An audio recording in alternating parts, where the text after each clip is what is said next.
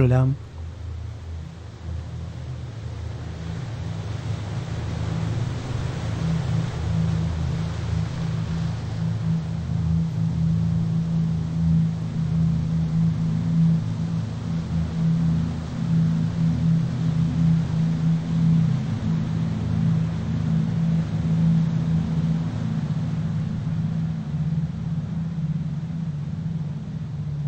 hola, ¿cómo andan?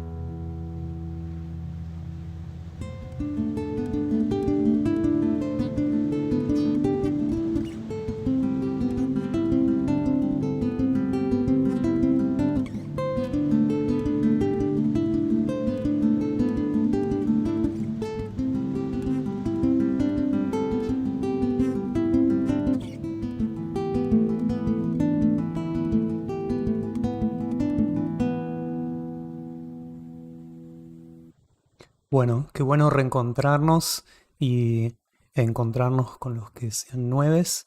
Eh, Nos recibe entonces esta nueva cortina musical compuesta por Mariano Ramis, el cual le agradezco mucho.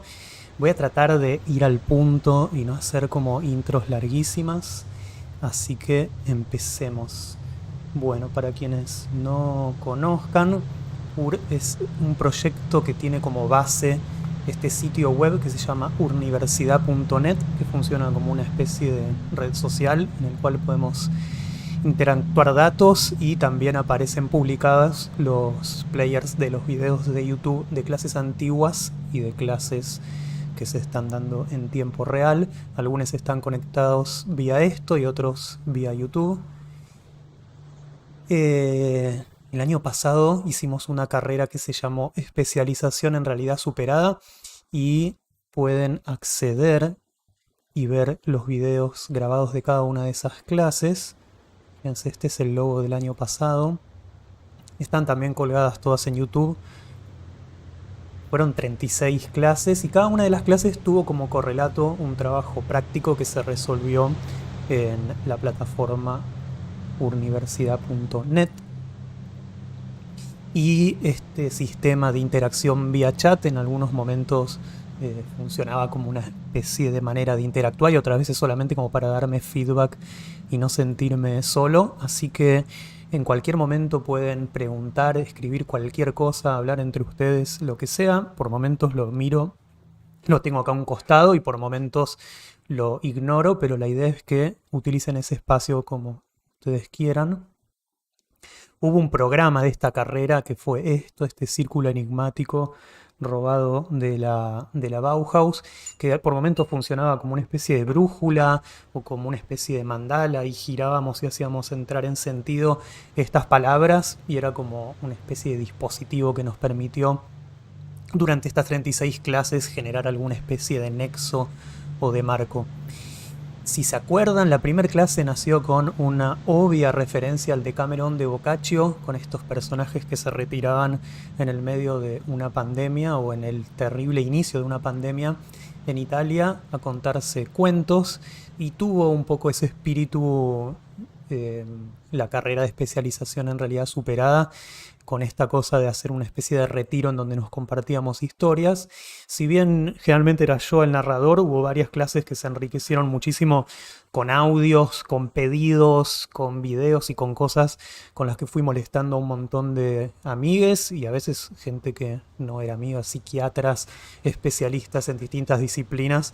Y bueno, fue una de las mejores cosas que pasó, me parece, durante la especialización, es empezar a habilitar otras voces, y algo que también quiero que pase durante esta cursada de esta nueva carrera que se llama automaestría y que vamos a desplegar muy brevemente y que vamos a entrar directo, así que las preguntas acerca de qué es esto y qué estamos haciendo no sé si serán respondidas en la clase de hoy. El nombre completo de esta automaestría es Automaestría en Aprendizaje y Enseñanza. Básicamente vamos a hablar de educación y ese sí va a ser el tema que va a englobar la mayoría de estas clases. Y el dirigido a 3 puntos realmente no lo tengo muy definido. Estamos hablando a veces entre colegas que son docentes universitarios, pero también a público en general, amigues, gente curiosa, no tengo idea, lo cual hace bastante extraña esta situación de generar una carrera sin tener en claro cuál es el sujeto al cual le estamos enunciando algo. Pero me parece que eso puede llegar a ser uno de los atractivos. La clase 1 se llama El Método. Y vamos a hablar de Ana María Montessori. Así que vamos a poder concebir esto como il método en italiano. El concepto de método es el modo ordenado y sistemático de proceder para llegar a un resultado o fin determinado. Y María Montessori escribe este libro, al cual vamos a entrar, que se llama Pedagogía Científica, o comúnmente llamado como Il Método solamente, o el Método Montessori.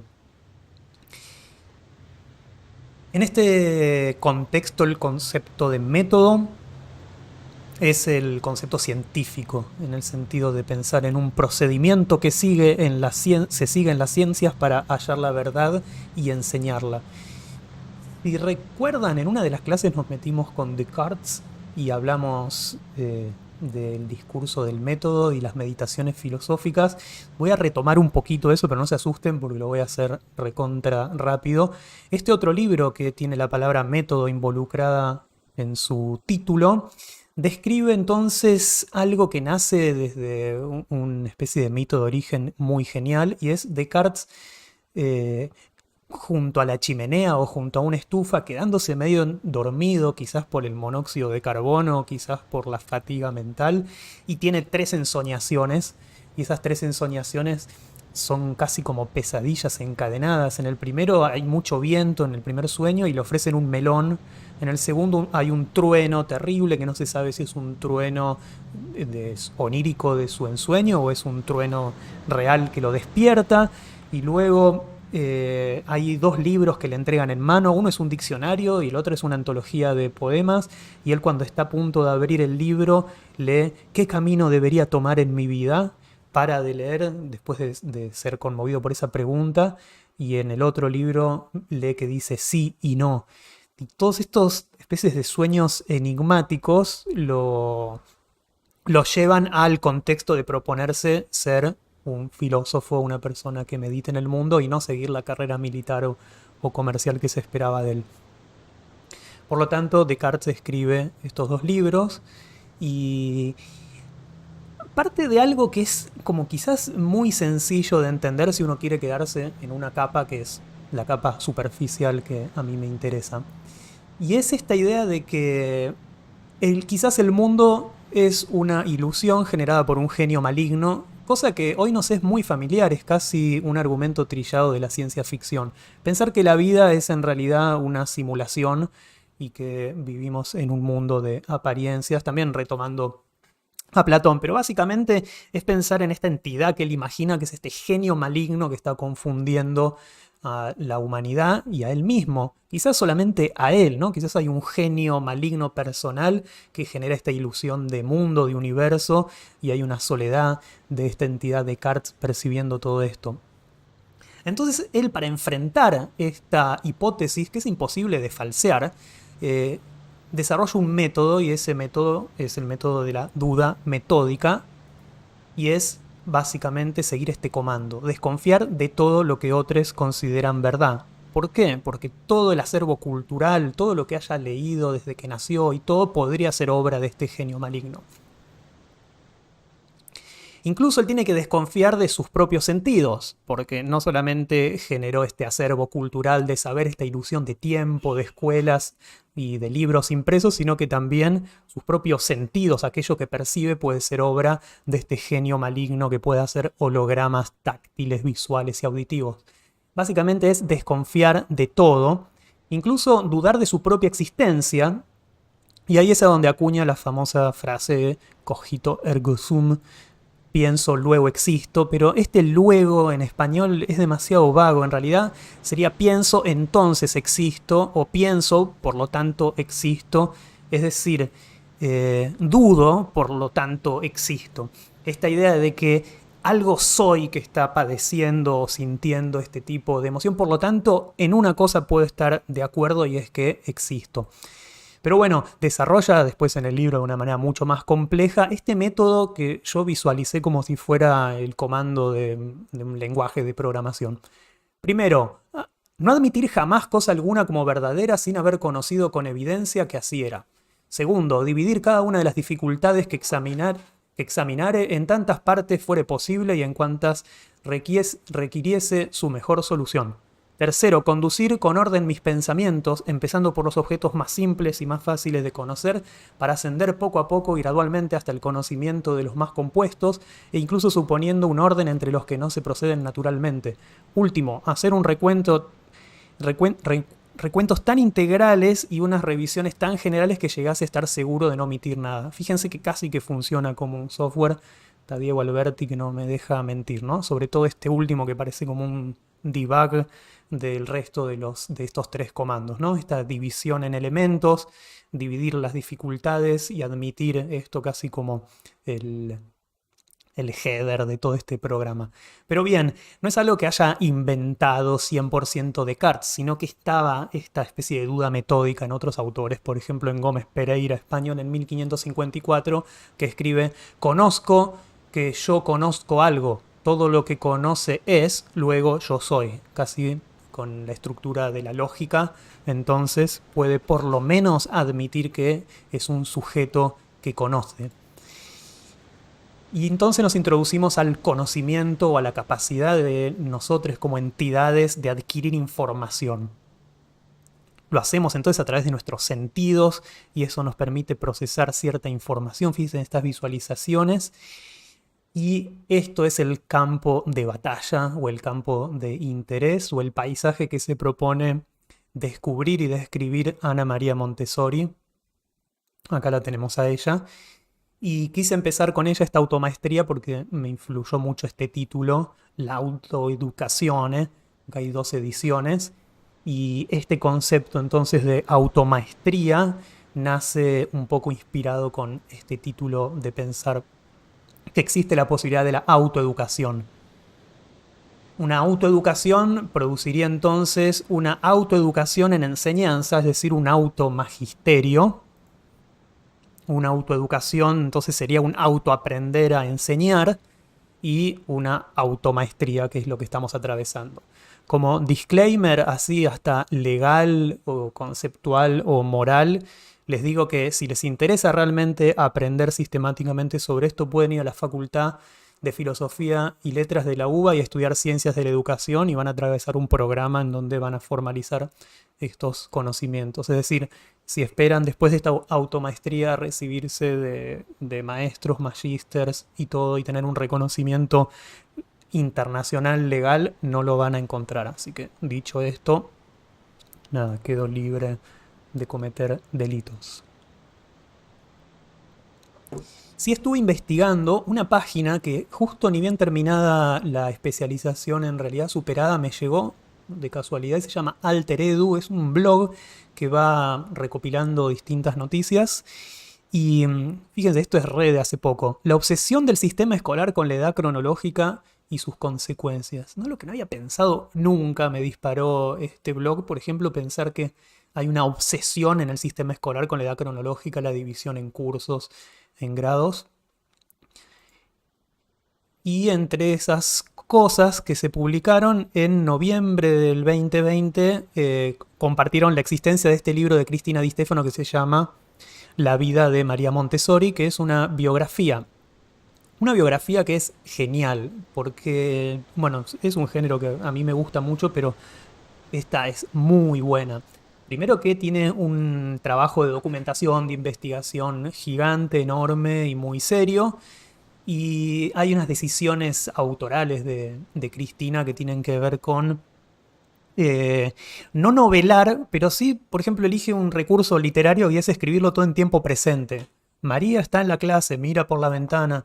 Y eso que al principio es medio raro, medio, no sé, elige tu propia aventura, lo termina, termina como funcionando muy bien. O sea, es un libro increíble. Sobre todo porque se lee como una novela y va como muy ordenado cronológicamente y tiene el nivel justo de datos tipo y viajó en 1900 no sé qué y esta capacidad de ir al punto, así que lo recomiendo mucho y mucho de lo que vamos a hablar hoy está estructurado en base a esta biografía y otras cosas que leí por mis propios medios. La historia entonces va a tener cierto carácter de cuentito interrumpido, o sea que vamos a ir bastante cronológico alrededor de la vida de Anna Maria Montessori. Empezamos en Italia, en este lugar que se llama Chiarabelle, y ahí está en 1870 naciendo María. Nace de estos dos sujetos, Renilde Stoppani, que tiene 25 años menos que Alejandro Montessori, que es el militar de profesión, hombre muy estricto. Sin embargo, ya de familia viene formateado con una situación en donde reconoce la capacidad o la necesidad de que la mujer se forme y se cultive. Por lo tanto, aprendiendo de su propio hogar y de su propia madre, establece una relación atípica para la época en donde funcionaban como una especie de sociedad igualitaria como matrimonio. Y tenemos que entender que Renilde tuvo como padre a Antonio Stoppani, que es una persona muy importante. ¿Por qué? Porque él era esa especie de momento de la ciencia que está en esta negociación con la religión, sobre todo con el catolicismo, y a partir de instrumental, de observaciones y de viajar, él presenta un libro de geografía que se llama Geografía Física de Italia, que son como si fueran 32 conversaciones didácticas que ocurren frente a una chimenea, o sea que es un libro casi de carácter de divulgación científica, en donde va dando en cada uno de estos relatos información acerca de características geológicas y geográficas de Italia. Stoppani, como muchos otros clérigos naturalistas de la época, era partidario de algo que se llamó el concordismo, que es una escuela de pensamiento que busca la concordancia entre las enseñanzas de la Biblia y las pruebas de la geología. Se imaginarán entonces el campo de batalla en el que estaba espiritualmente él, que tiene que ver con entender que en la Biblia hay una edad geológica del planeta que no coincide con las observaciones, los yacimientos arqueológicos de animales del Jurásico y bueno, y toda esa evidencia científica que empieza a ocurrir, que lo llevan no a volverse ateo como la mayoría de los científicos como más encumbrados, o aunque sea un ateísmo de closet o un agnosticismo, sino justamente entrar en hacer concordar esta misión de Dios con esta visión de la ciencia. Me detengo en el padre para que después entiendan qué blend se armó entre estas tres personas para llegar hasta donde se llegó. Nace Anna Maria Montessori, termina transformándose en una madre de familia y renunciando a un montón de proyectos, pero proyecta en su hija la capacidad de que ella sí se realice como quiera realizarse, es decir, que permitirle estudiar y capacitarse. Eso hace entonces que María Montessori sea estimulada y a la vez ella nace con una capacidad y una curiosidad que la llevan a estudiar mucho, al punto que En la escuela primaria le cuesta un poco, le dan en el boletín un premio al labori domestic, que es el trabajo doméstico, y al trabajo de mujeres, tipo labores, digamos, ese boletín que se conserva, que tiene este valor histórico, demuestra que en esa institución educativa no brilló, como luego va a brillar cuando se mudan a Florencia y ella estudia en la Regia Scuola Tecnica Michelangelo Buonanotte, o sea, en la escuela Miguel Ángel, y ahí estudia italiano, o sea, lengua, aritmética, álgebra, geometría, contabilidad, historia, geografía y ciencias, y se gradúa en 1886 con muy buenas notas y resultados en los exámenes. Estamos hablando de lo que sería una educación media. Luego, a los 16, entra a lo que sería un terciario, y con 16 entonces entra al Instituto Técnico Regio Leonardo da Vinci, y ahí estudia matemática, historia, geografía, dibujo geométrico y ornamental, física, química, botánica, zoología y 2 lenguas extranjeras, y ahí también obtiene muy buenas notas, sobre todo en matemática. Así que uno va entendiendo ya este diagrama de esa curiosidad y esa capacidad. Cuando termina entonces esta tecnicatura, su intención era estudiar ingeniería, que era una aspiración tipo imposible para una mujer.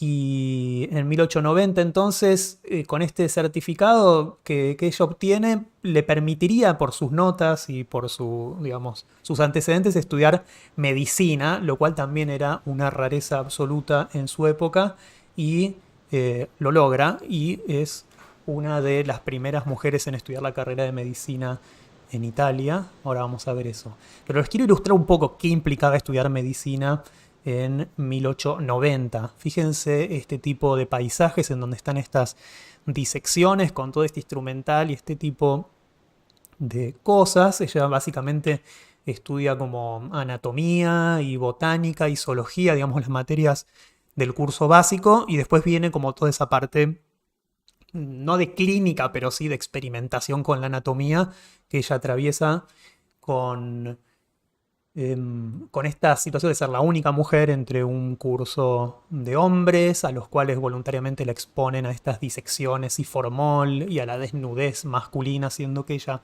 era muy ingenua en ese sentido, como ella escribe luego en varias cartas y en su biografía. Así que se pone al hombro y adelante estudiar medicina y se recibe de médica, se gradúa.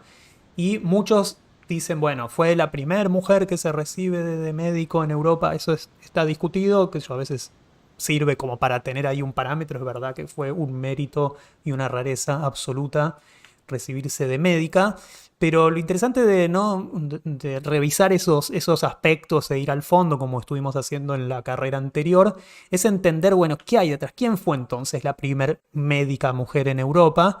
Y podemos pensar en Francesca di Roma, que es la primera mujer conocida autorizada para ejercer como cirujana, ¿no? Podemos decir que nada, que la medicina en la humanidad desde siempre estuvo ejercida por los dos géneros, pero ella tuvo una licencia en este año 1321. Y una de las primeras cosas que se registran de ella son estos tratados, casi como infografías, para detectar enfermedades según el color de la orina. Así que esto es como una especie de rueda que permitía acercar tu botella llena de orina y poder, en base al color, tener un esquema de diagnóstico. El doctor Xiao Billings empieza a desarrollar unos experimentos que están 100% en boga en esa época y tienden a relacionar entonces esos aspectos fisiológicos, corporales, anatómicos del ser humano con los saberes de la sociología y los saberes sí, digamos, de la psicología. Y esto es todo 100% experimental, en el sentido de aplicar el método científico para poder detectar cosas. Por ejemplo, este médico que les cuento, Jean Xiao Billings, empieza a medir la capacidad craneal, es decir, llenar de líquido. Este es un bidón del cual va tirando líquido adentro del cráneo. En base a eso mide la capacidad craneal y con eso saca conclusiones. Más adelante vamos a ver, hay una idea de empezar a abrir estas cajas negras, ya no de la misma manera que en el Renacimiento para describir, sino para interactuar y para ver qué es lo que hay adentro. Esta es una foto de 1904 de un médico argentino que es el doctor Pérez. Y básicamente en vez de abrir cualquier cráneo, bueno, abre sobre todo los cráneos de cadáveres que no tienen parientes que los reclaman, por ejemplo el de los criminales, y empieza entonces a ver si hay algo fisiológico, físico, químico, anatómico adentro del cerebro humano o de la cabeza que dé cuenta y que encierre su criminalidad.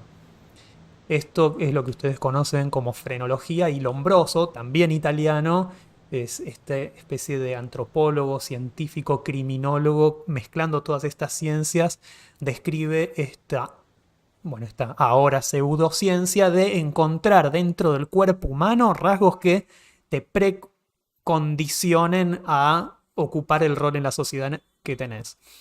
Un ejemplo de esto es estos charts que empieza a armar con documentación fotográfica y con especímenes reales, como vimos con esas cabezas, y ver, según tu forma de la oreja, qué temperamento tenés.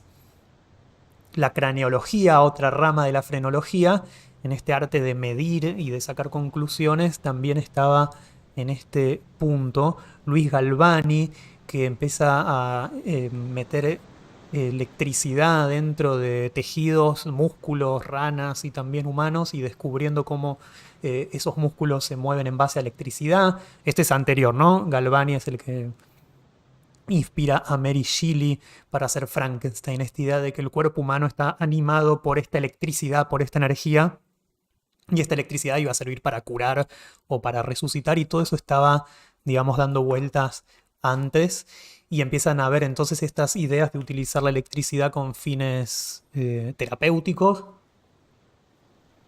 el aparato de electroshock, pero presten atención a la cantidad de italianos que hay, ¿no? Esto es una rama o una particularidad de esta experimentación que ocurre en todas partes del mundo, pero tiene este foco en Italia, y es toda la información que está circulando mientras ella está estudiando medicina, o estas fotos que también vimos en la carrera de realidad superada.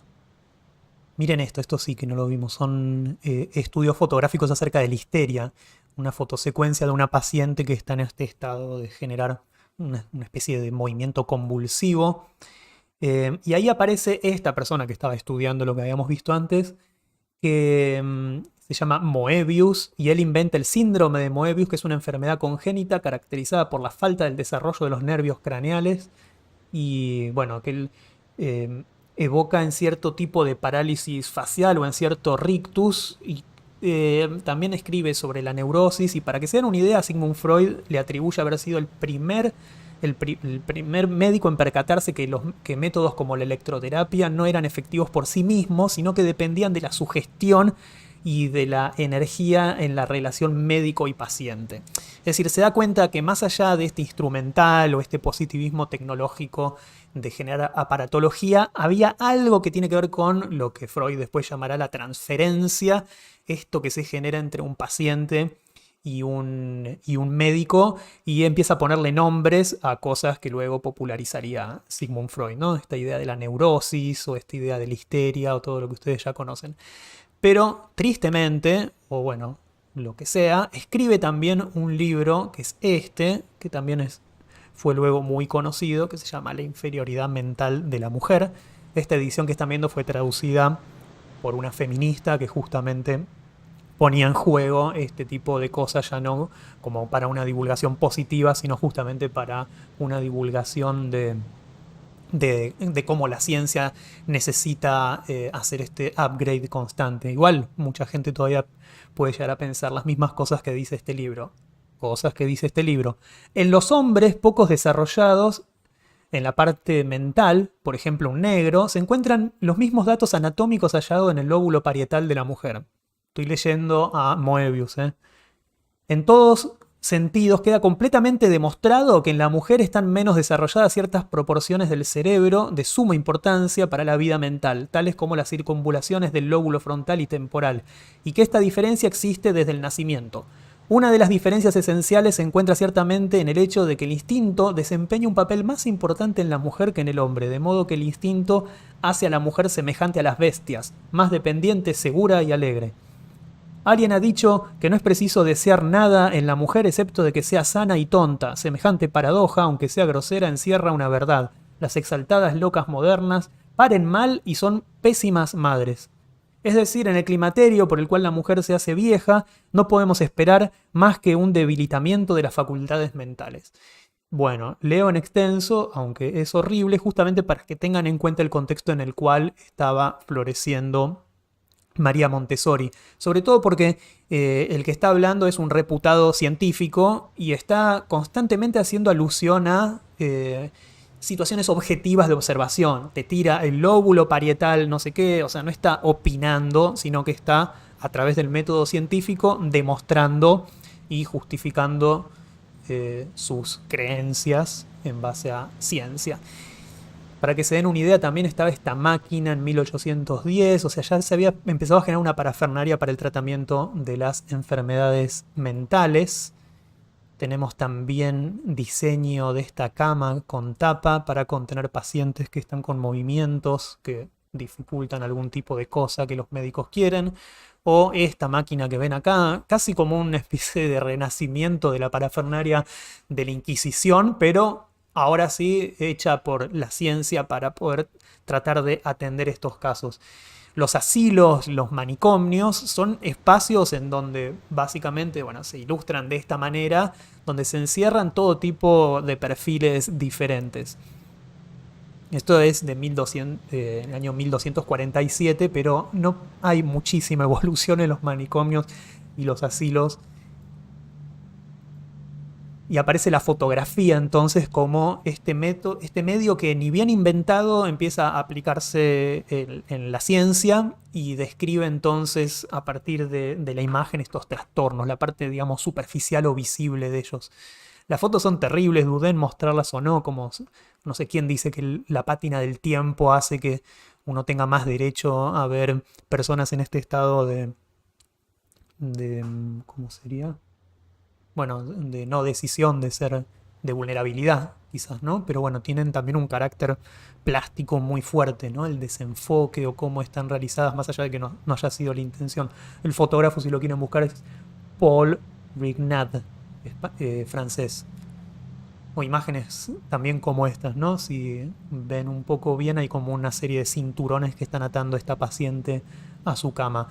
Bueno, aquí entra a trabajar Ana María Montessori una vez recibida. Es decir, dentro de toda esa gama de curiosidades infinitas y de habilidades y de capacidades, elige entrar a trabajar en este instituto psiquiátrico. ¿Vamos bien? Ahí veo. Tírenme un ok. Voy a hacer como algunas pausitas porque si no les voy a quemar la mente. Bueno, esto es central en la vida de María Montessori porque ahí conoce a Giuseppe Montesano. Giuseppe Montesano era también un joven, pero que con sus capacidades había llegado a un cargo bastante importante dentro de este instituto psiquiátrico. Mario Montessori, un sujeto sumamente sensible, también muy bueno, empieza a relacionarse con María Montessori de una manera, digamos, eh, perdón, él es Mario Montesano. Eh, no, ahí, yo ahora ya sé por qué lo uso. O sea, él es Giuseppe Montesano, pero para que entre a trabajar en María, la anota como Mario Montessori, de ahí venía eso. O sea que María entra dentro de los libros del registro como Mario Montessori para que las autoridades no se escandalicen con la nueva adquisición. Es decir, encuentra en Giuseppe María esta persona que se vuelve un compañero con el que discuten, con el que hablan de medicina, y obviamente Giuseppe se da cuenta que María le saca como 6 vueltas y que es una persona mucho más capaz que él en su inventiva, en su capacidad de sacar conclusiones. Por lo tanto, nada, empiezan a colaborar y a trabajar mucho y a tener ideas y a implementar cambios. Para que se den una idea, en un momento hacían la cola, o sea, como hacían una fila y había un tour por adentro del manicomio para que la gente vaya a divertirse y le tiraban tipo pancitos, les hacían bromas, o sea, como que parte del psiquiátrico era un open door para que la gente pase a disfrutar y a, no sé, ver pacientes internados. Para que se den una idea, ¿no? El estado de cosas. Bueno, se terminan enamorando, obviamente, Giuseppe y María, no sé por qué, obviamente, pero digamos que su relación, aparte de esta colaboración profesional, se transforma en una relación sentimental. Miren la escala de estas instituciones psiquiátricas y médicas, ¿no? Son pabellones de varias cosas, pero es básicamente toda una ciudad dedicada al higienismo y a la medicina. Aquí conoce María Montessori a los oligofrénicos. Esta palabra, oligofrénicos, estuve muy tentado en mandarle un mensaje a Zurita, mi psiquiatra de cabecera que participó en la carrera anterior, pero no lo quise molestar y no quise tampoco abrir una puerta enorme hacia otro lado.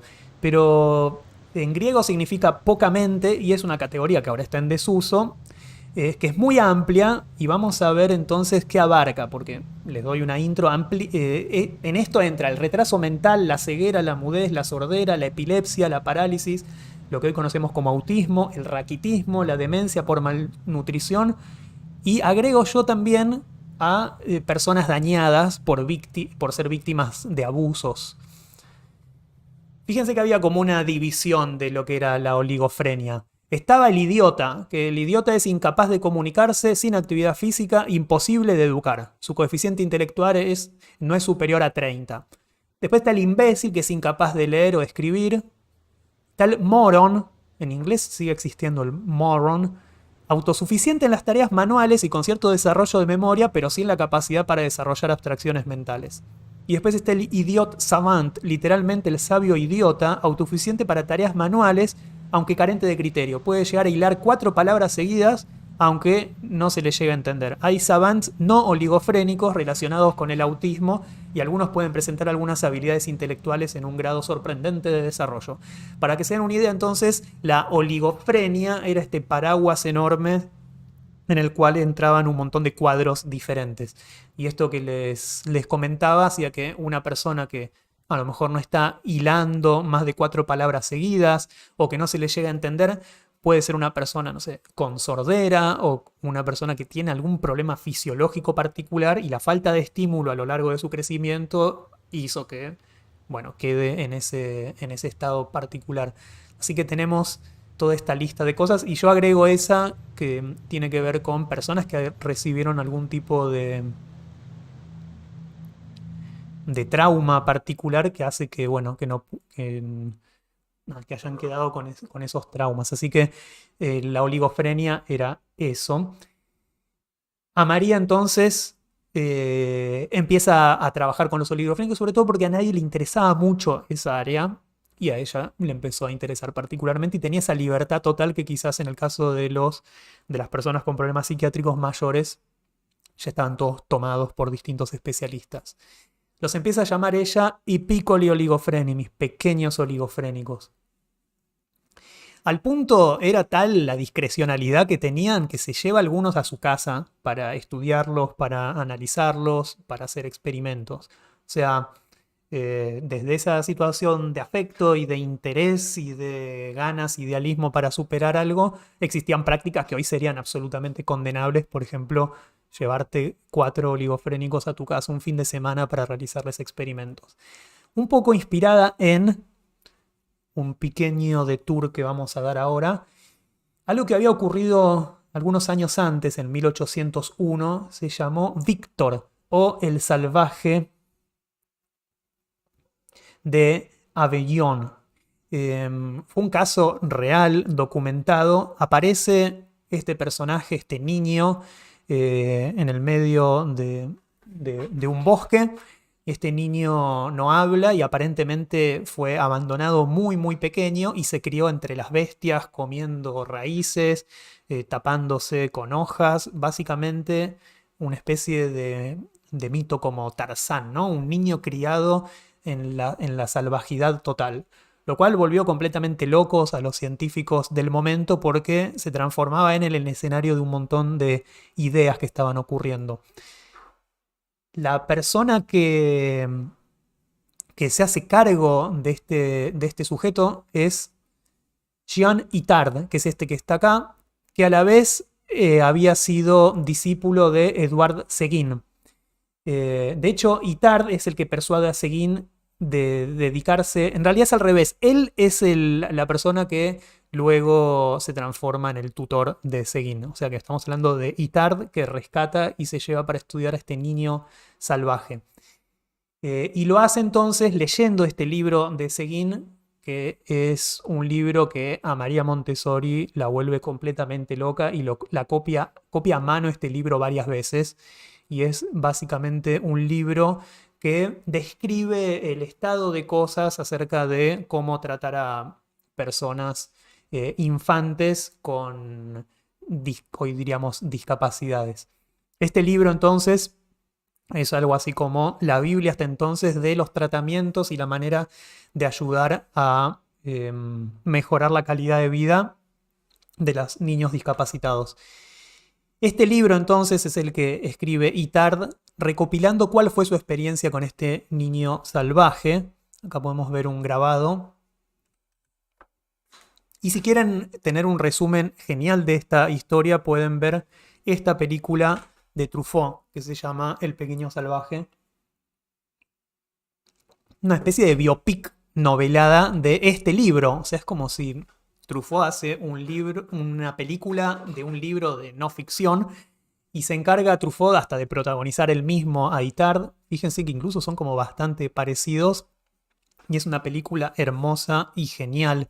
Ahí se ve entonces el momento en donde este niño salvaje lo encuentran en una cacería, unos perros que estaban cazando conejos, liebres o perdices, lo encuentran, está como con el pelo largo, tapado de hojas, no habla, camina en cuatro patas, se trepa a los árboles y logra Itard que se lo dejen a su cargo. Acá vemos las primeras dificultades tratando de civilizarlo. Se ve al espejo por primera vez este niño. Le enseña a caminar en dos patas, a ese nivel de no exposición con la humanidad, no había aprendido a caminar con las dos patas, digamos como que el bipedismo es algo adquirido, no es algo natural de nuestra humanidad, sino que se aprende.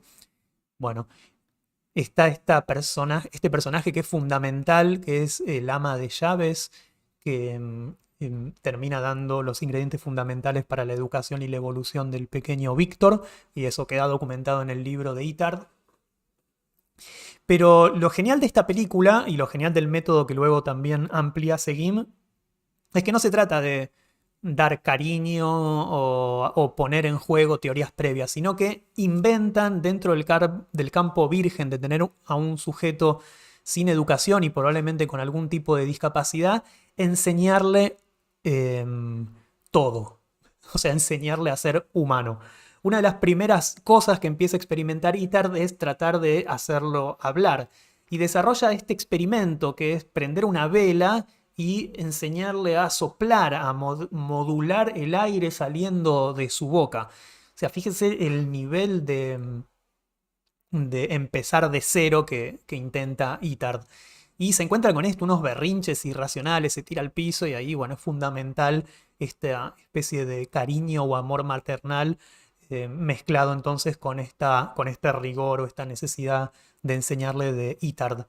Empieza a desarrollar entonces una serie de ejercicios que van demostrando que hay una naturaleza humana capaz de ser culturabilizable y eso lo va apasionando a Itard en sus observaciones y en las evoluciones paulatinas de Víctor. Acá lo vemos haciendo experimentos que tienen que ver con privarlo de algún sentido para poder acentuar y hacerlo concentrar en otro particular, por ejemplo en el tacto. Utiliza los métodos tipo de la psicología conductiva, o sea, a partir de la solución satisfactoria de alguno de estos ejercicios hay un premio. Y llega incluso a desarrollar el lenguaje simbólico y entender palabras y poder componer palabras para recibir estímulos. O sea que es una épica que describe la película de cómo Itard logra desde cero educarlo a Víctor. Pero Víctor añora y se escapa alguna que otra vez, va una sola vez, se escapa por varias semanas y todo el trabajo es muy arduo, es casi imposible. En un momento Itard se cansa y dice, ¿saben qué? O sea, no quiero que esté entrenado como un mono. Lo que yo quiero es que Víctor se desarrolle como un ser humano. Por lo tanto, un día, en vez de darle un premio positivo ante un resultado positivo, lo encierra adentro de un ropero.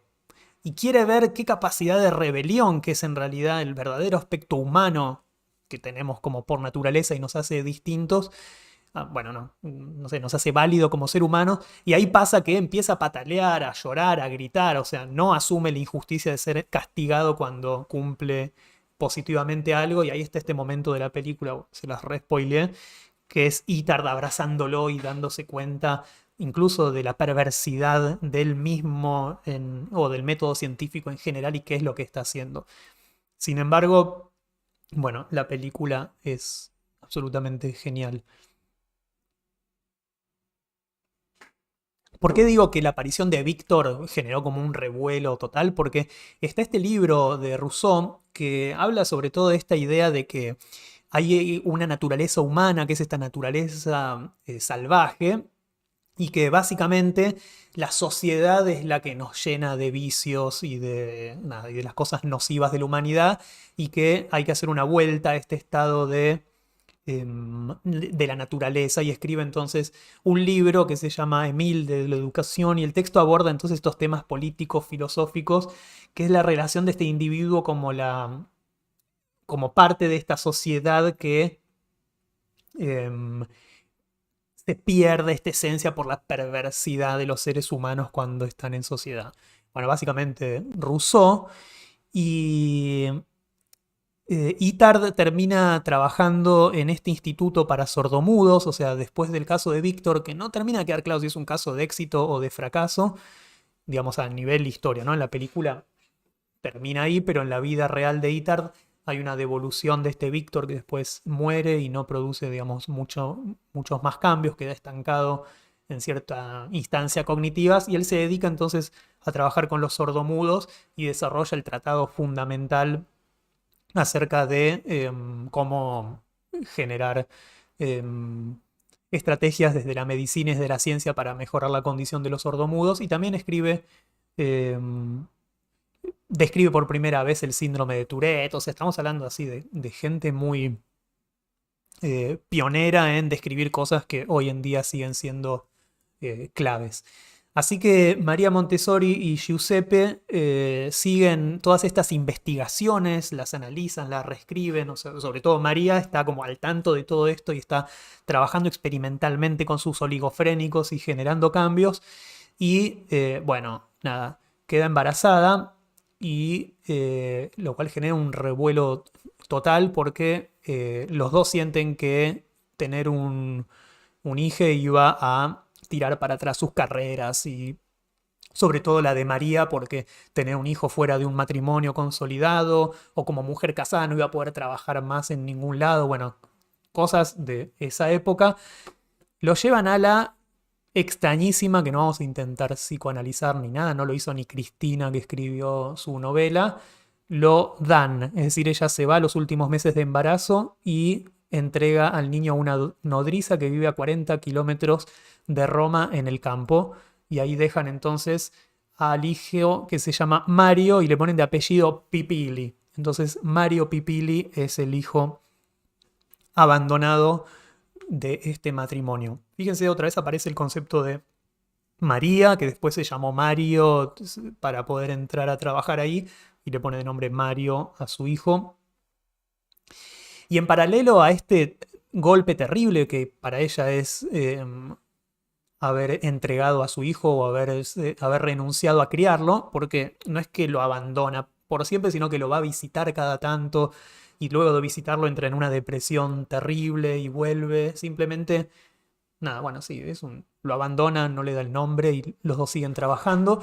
Ella empieza a militar muy fuerte en los partidos feministas que tienen causas muy específicas y que se están dando en toda Europa. Y acá tenemos una imagen entonces. La invitan a un congreso internacional de mujeres en Berlín, y ella es una de las oradoras y la rompe, María Montessori, porque presenta algo como muy específico, eh, que tiene que ver ya no con cuestiones como 100% así políticas, que tiene que ver con el derecho a votar y el derecho a cuestiones que hoy nos parecerían como muy básicas, sino que ella está hablando de una ley que decía que la mujer debería trabajar si su marido no podía hacerlo por razones físicas. Eh, y ella entonces declara, la mujer debe servir a los placeres del hombre mientras él puede ganar la vida y trabajar para él cuando él no puede más. La mujer trabaja como un hombre, sin embargo, sus responsabilidades domésticas no dejan de existir. En lugar del descanso que su marido tiene tras trabajar, las tareas domésticas la esperan y suele haber un niño debajo de su corazón o en el regazo.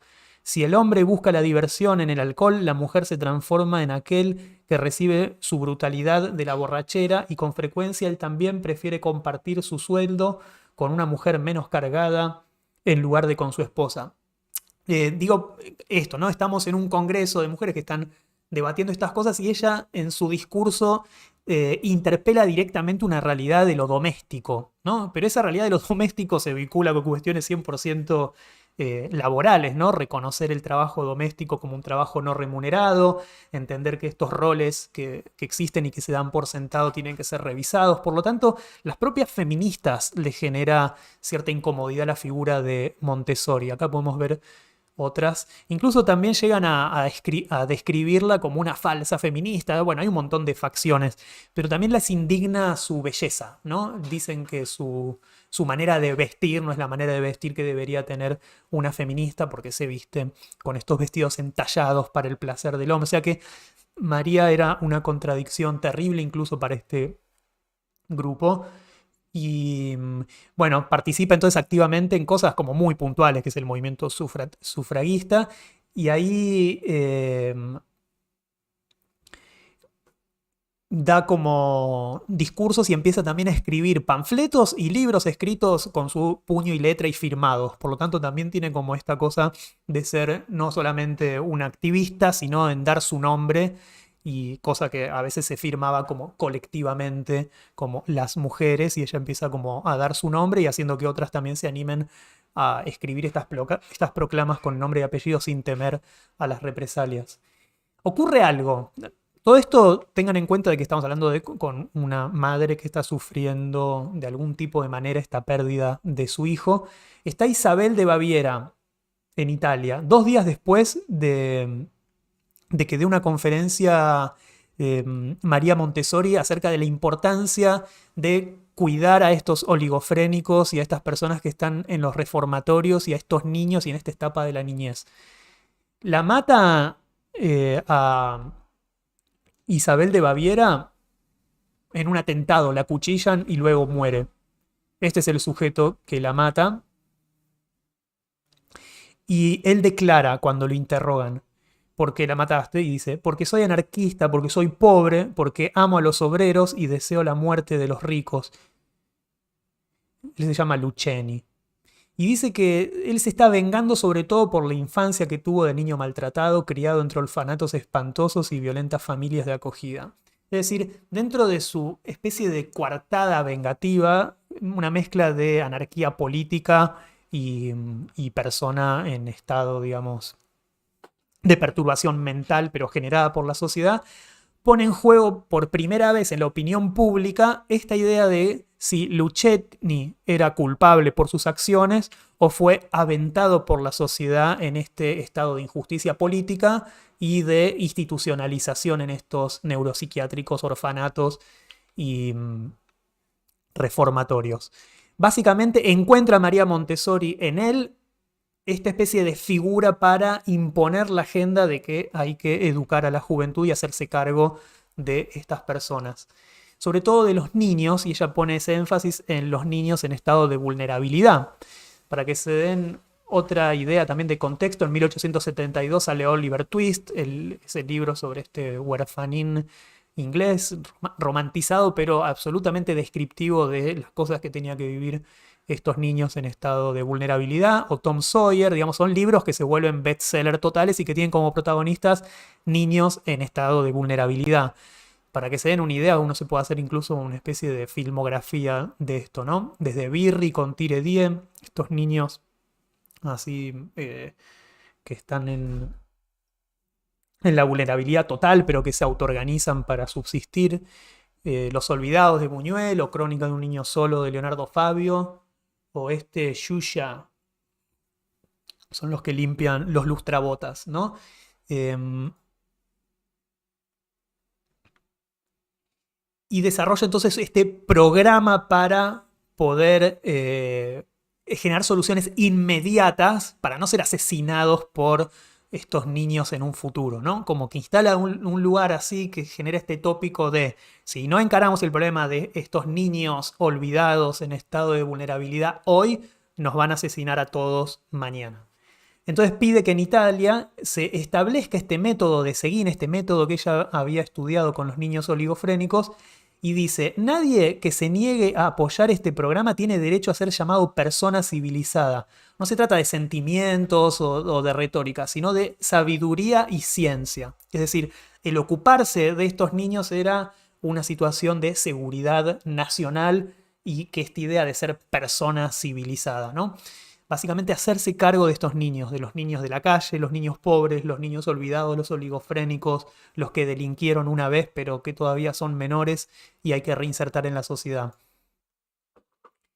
Y empieza a generar unos lobbies, y en estos lobbies increíbles se generan estas juntas, ¿no? Entre mujeres de la nobleza, condesas, y por otro lado, curas, católicos, cristianas, ateos, socialistas. Básicamente su discurso logra conmover y tocar fibras de distintos sectores de la sociedad y en base a eso empieza a generar estos tejidos y estos lobbies para llevar adelante sus acciones. Por ejemplo, inaugurar la Liga Nazionale de la Protección de los Niños Deficientes, y ese es uno de sus primeros proyectos que hace junto a Giuseppe. Mientras tanto, iba a escondidas a visitar a su pequeño hijo abandonado al campo. Dice que frenaba ahí con un auto y lo veía desde lejos. A veces se le acercaba y le daba caramelos y después volvía y entraba en unos ataques descripto por ella, unos ataques de depresión horribles que no se podía levantar de la cama. Bueno, muchísima dificultad. Al punto que se termina separando de Giuseppe. Ella siente como una traición terrible, que de hecho lo es en algún punto, porque luego de esa separación, bueno, él se casa y le da su apellido al pequeño Mario, que deja de ser Mario Pipili y se llama Mario Montesano como su padre. Y ella a partir de ahí no lo ve más, solo recibe información de Mario, que empieza la escuela y empieza, digamos, a educarse de manera civilizada junto a Giuseppe y su pareja nueva. Por lo tanto, María se siente como muy mal y sobre todo interrumpe con Giuseppe todos los proyectos, esta liga que tanto le costó desarrollar para la protección de los oligofrénicos y los niños de la calle, toda esa obra monumental que había empezado a desarrollar aplicando los métodos de Itard y Seguin, se interrumpe totalmente por decisión de ella de esta ruptura. Y acude a unos conventos así de franciscanos, y en este convento de franciscanos conoce a Sor María del Patrocinio, y ella lo que quiere es ser parte de esto, es decir, entrar a un convento. Y menos mal que se junta que le toca, que la jefa, la madre superiora, era esta persona que le dice, ese método es la obra con la que el Señor quiere que usted, María, lleve adelante su misión.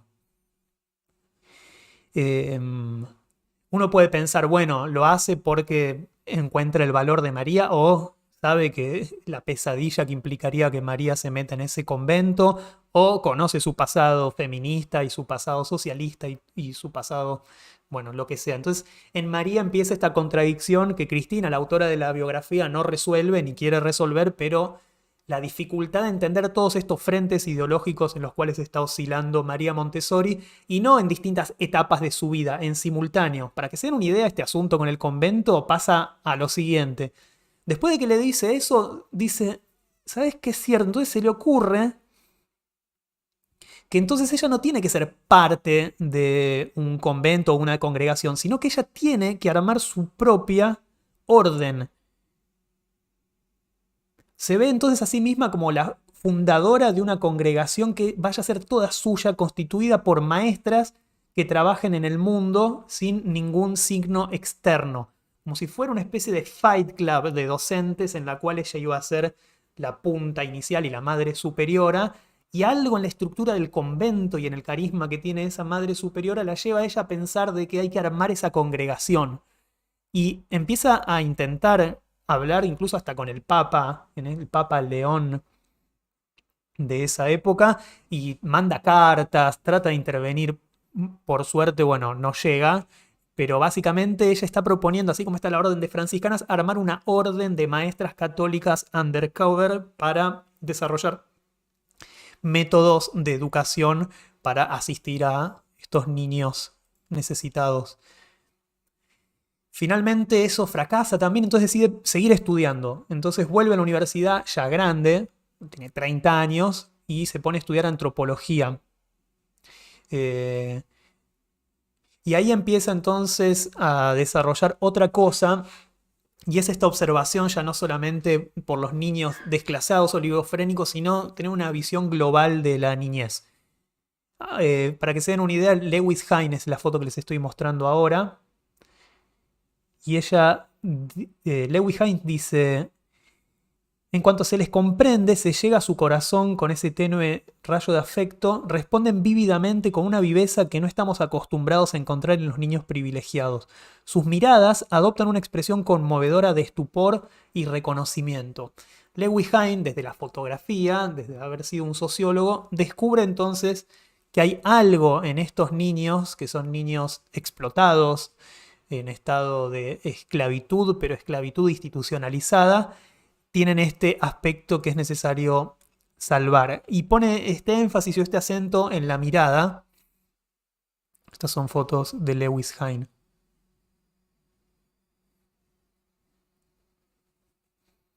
Dice entonces María Montessori: ¿de qué nos sirve saber, de qué nos sirve amar si no extendemos a los niños toda la humanidad del saber y del amor? Fíjense que está como tratando también casi hasta de parafrasear la carta esa a los corintios, ¿no? Por más que tengan las lenguas de no sé qué, y si no tengo amor, no soy nada. Empieza entonces a desarrollar una mirada como muy política, muy científica, muy de lo social, pero atravesada siempre por este vector de lo místico y de lo religioso y de lo católico. Empieza a observar entonces cómo son estas escuelas o estas instituciones. Se encuentra, bueno, con este tipo de cosas. No es la única que está pensando la educación en el mundo o en Europa. Para que se den una idea, está este tipo que se llama Ferrer Guardia, que está estableciendo en España algo que tiene cierto carácter de ruptura. Él tuvo escolarizado más de un centenar de niños de ambos sexos, o sea que es el primero en hacer algo que se llamaba coeducación, o escuela mixta, digamos, en donde se mezclaban varones y mujeres, algo nuevo e insólito en aquellos tiempos, complementándose con una publicación o boletín, charlas en una universidad popular para adultos, con recitales y teatros, siguiendo una pedagógica similar a su contemporánea que estaba en Francia. En sus aulas no se impartían enseñanzas religiosas, pero sí científicas y humanistas. Se fomentaba la no competitividad del pensamiento libre e individual, es decir, no condicionado, el excursionismo al campo, el desarrollo integral del niño. Y durante todo el primer tercio del siglo XX, muchas de estas escuelas, ateneos libertarios y universidades populares seguirían los pensamientos ferrerianos de la escuela moderna. Es decir, aparece esta renovación y esta idea de refundar la escuela. Esto es una postal de cómo era esta escuela. Esta pedagogía individual nunca se hará bastante en pro de los niños. Quien no se interesa por los niños no es digno de que nadie se interese por él, porque los niños son el porvenir, pero los cuidados para los niños deben ser guiados por el buen sentido. No basta tener una buena voluntad, se necesita también saber y experiencia. Quien cultiva plantas y flores y frutos sin saber algo de lo que le corresponde. ¿Quién cría animales, por ejemplo, perros, caballos, gallinas, sin saber lo que es bueno para cada especie? Pero la educación de los niños es la cosa más difícil del mundo. Casi todo el mundo piensa que se tiene competencia para ello por el hecho de ser padre de familia. Bueno, acá hay como un núcleo que quiero poner mucho énfasis, así que si los leí mal o algo, presten atención a esto, ¿no? Esta idea de que educar necesita una competencia y que él detecta esta idea de que las personas piensan de que por haber sido padres o madres ya viene por default esta sabiduría para educarlos. Y da este ejemplo de que quien se dedica a la cría de ganado y todo no piensa que por poseer esos animales los va a saber llevar adelante. Y acá otra vez dice lo mismo, ¿no? El caso es verdaderamente extraño. Un hombre y una mujer se conciertan para vivir juntos, procrean un hijo y éteres convertidos de repente en educadores, sin haber tomado la molestia de instruirse en lo más elemental del arte de la educación. No somos de lo que dicen Rousseau, que es bueno todo lo que viene del creador y de las cosas y que todo se degenera en la mano del hombre. Acá ven otra vez, ¿no? Esta idea de Rousseau de que hay una naturalidad primigenia del ser humano que viene en este estado salvaje y la humanidad lo único que hace es arruinar aquello. Ante todo, no podemos decir que todo es bueno y después declaramos que no conocemos un creador de las cosas, ni menos un creador que tenga las manos con las que haga como un hábil obrero la copia del modelo. Bueno, y acá empieza técnicas. Comience la instrucción cuando el niño mismo la pida. Todo el programa escolar, que es en sí mismo para todas las regiones de Francia, por ejemplo, es ridículo. A las 9 de la mañana sabe el ministro de Instrucción Pública que todos los niños leen o escriben o calculan. Pero, ¿tienen todos los niños, también los profesores, el mismo deseo a la misma hora? ¿Por qué no dejar al profesor la iniciativa de hacer lo que le parezca, ya que ha de conocer a sus alumnos mejor que el señor ministro o cualquier burócrata? Y debe tener la libertad necesaria para arreglar la instrucción a su gusto y al de sus discípulos. La misma razón por la que todos los estómagos, la misma ración para todas las memorias, la misma ración para todas las inteligencias, los mismos estudios, los mismos trabajos. Fíjense que desde la anarquía o desde este socialismo está como llegando a conclusiones que tienen que ver con revisar cosas que no fueron revisadas durante tantos años. Y acá tenemos una especie de meme o bueno, de caricatura que representa eso, ¿no? El profesor es alguien que está callado con un tapabocas y de él sale toda una mochila de conocimiento como si fuera un parlante. Vamos a ver unos TPs realizados en la escuela moderna. Se le daba voz a los niños, se publicaba un diario, que era así de tirada masiva, describiendo los pensamientos de los estudiantes de esta escuela. Vamos a ver entonces qué decían. Un niño de 12 años considera la escuela como digna de todo respeto porque en ella se aprende a leer, a escribir y a pensar. Esto es lo que dice el niño de 12 años.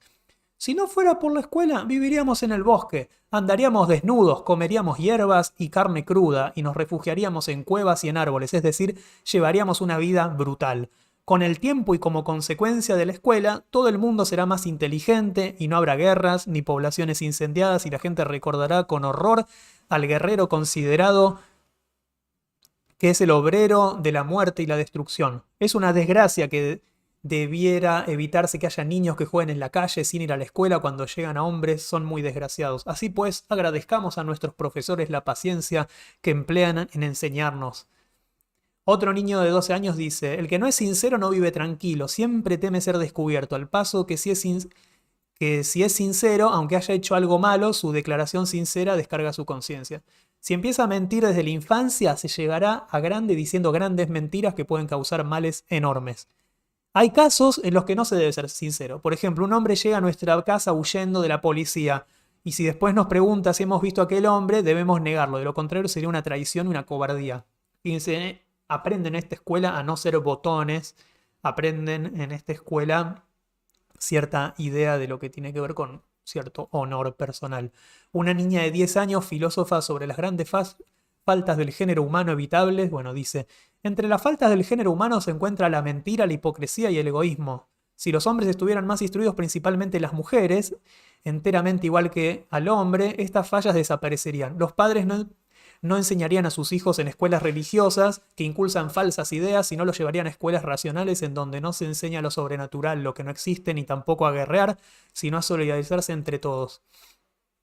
Bueno, y acá podemos encontrar otro vector que ya sí puede uno pensar que tiene que ver con una imposibilidad de no adoctrinar o no transmitir ideología a los niños, ¿no?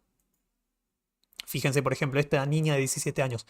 Saludo y felicito a los obreros ferroviarios como representantes del trabajo y como amantes de la igualdad. Tenga cumplido. Bueno, ahí ya podemos entender que los intereses de una niña de 17 años al sindicato ferroviario y todo ya resulta también medio cuestionable. Pero para que se den una idea, la escuela moderna y este Ferrer termina preso, lo acusan de ser parte de unos atentados eh, entonces a Francisco Ferrer lo arrestan, le hacen una causa, hubo unos incendios, unos disturbios así de anarquistas españoles, y lo terminan fusilando. Una niña de 9 años había escrito en estos TPs anteriores: al criminal se le condena a muerte. Si el homicidio merece esa pena, el que condena y al que mata al criminal igualmente son homicidas. Lógicamente deberían morir también y así se acabaría la humanidad. Fíjense entonces esta idea de poner en juego en niños tan pequeños este tipo de pensamientos. Francisco Ferrer se transforma en un símbolo, ¿no?, de esta lucha por los libres pensadores. Y Montessori obviamente toma partido y dice: la guerra de los jesuitas contra toda luz de progreso. Involucra a la iglesia como responsable del fusilamiento de Ferrer. Por otro lado, digamos, está eso, ¿no? Está en estos dos, en esta bipolaridad de ser tipo a apoyar la iglesia y tener esta fe en Dios, a pasar a ser la anarquista y la feminista más acérrima. Se le ocurre una idea genial con las sufragistas, que es anotarse directamente en el padrón electoral. Las mujeres tenían prohibido votar, pero nada decía en ningún lado de que tenían prohibido inscribirse en el padrón electoral antes de votar. Entonces, casi como una especie de hack, invita y genera toda a que masivamente vayan las mujeres a anotarse en el padrón y genera toda una especie de vacío legal, porque la Constitución casi también en su método o en su programa dice, primero, votarán los hombres, no sé qué, naturales, qué sé yo. Eso, bien, nada, la ley no incluye a las mujeres para la votación. Pero luego dice, votarán aquellas personas que están anotadas en el registro, no sé qué. Entonces entra ahí y pone en la discusión legal esta situación del voto femenino. Por otro lado, entonces critica a los conventos por el tipo de educación que hay. Y obviamente lo que ve ella como sistema de educación en los conventos le parece que debería asumirse como un rol del Estado o de escuelas profesionales. Pero fíjense que extraña su manera de argumentar al respecto. Ella dice: para impulsar la lucha contra las desigualdades, se necesita que la comunión de los pecados y de la solidaridad organizada sea la manera de gestionar la culpa común, que es entonces esto la forma científica del perdón. Fíjense que utiliza estas palabras, ¿no?, como para hacer juntar cierta militancia y rebelión con esta argumentación de superar esta idea de la injusticia como pecado. Y en paralelo pide que sea obligatoria la enseñanza de educación sexual para desmitologizar el temita ese de la cigüeña y tener que esconderle la panza al niño.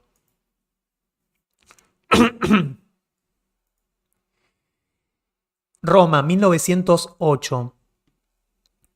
Acá tenemos, hay una postal.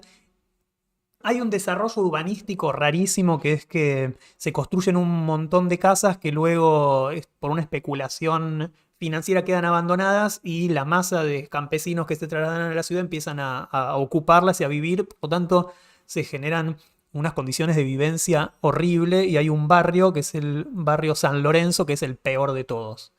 De hecho, ni entraba la policía, ya como que, bueno, lo habían entregado entonces a esta marginalidad total. Fíjense entonces los niños que ocurrían ahí, estas manadas de niños salvajes, eh, y ella misma describe, eran como un grupo de niños salvajes, sin duda no habían vivido como el pequeño salvaje de Avirón, como Víctor, en un bosque lleno de animales, sino en una selva de gente perdida más allá de los límites de la sociedad civil. Estas entonces eran las casas, y María Montessori aparece en esta historia porque la llaman a solucionar un pequeño problema, y era que se generó el saneamiento de las condiciones de estas casas, es decir, se las terminó, se las reconstruyó, se las demolió y se las reemplazó por estas viviendas comunales. Ahora bien, las madres y los padres que vivían en estas casas tenían que ir a trabajar y por lo tanto dejaban a sus hijos solos y los hijos hacían cualquiera, iban al mercado, arrojaban frutas podridas, rompían todo, estaban en un estado de este tipo. Es decir, se habían saneado la vivencia, la parte de las viviendas, pero quedaba este problema de la necesidad de cuidar a los niños. Entonces se les ocurre armar un sistema de cuidados comunales y que sea María Montessori quien se ocupe de eso. Cómo llevar entonces los niños de esto a esto. Visto desde afuera, históricamente era un downgrade. Pasó de ser esta persona que estaba a cargo de la salud pública a ocuparse de un nicho muy pequeño municipal de organizar el cuidado de estos pequeños niños. Básicamente eso se llamaba un parvulario, una guardería. El que la convoca es este Eduardo Talamo y está organizando una guardería y ella da un discurso completamente increíble sobre lo importante de esta misión y termina diciendo: arriba resplandece que ha llegado tu luz y la gloria de Yahvé sobre ti ha amanecido. La cara así de los políticos, que la mayoría eran políticos ateos, terrible. Y luego ella misma escribe: no sé qué me pasó, tuve una visión e inspirada en ella me inflamé y dije que aquel trabajo que estábamos iniciando resultaría tan importante que un día la gente llegaría de todo el mundo para ir a verlo. Eh, y efectivamente es así hoy día, y cuando yo vaya a Roma algún día, lo primero que voy a hacer es ir al barrio San Lorenzo a visitar este lugar.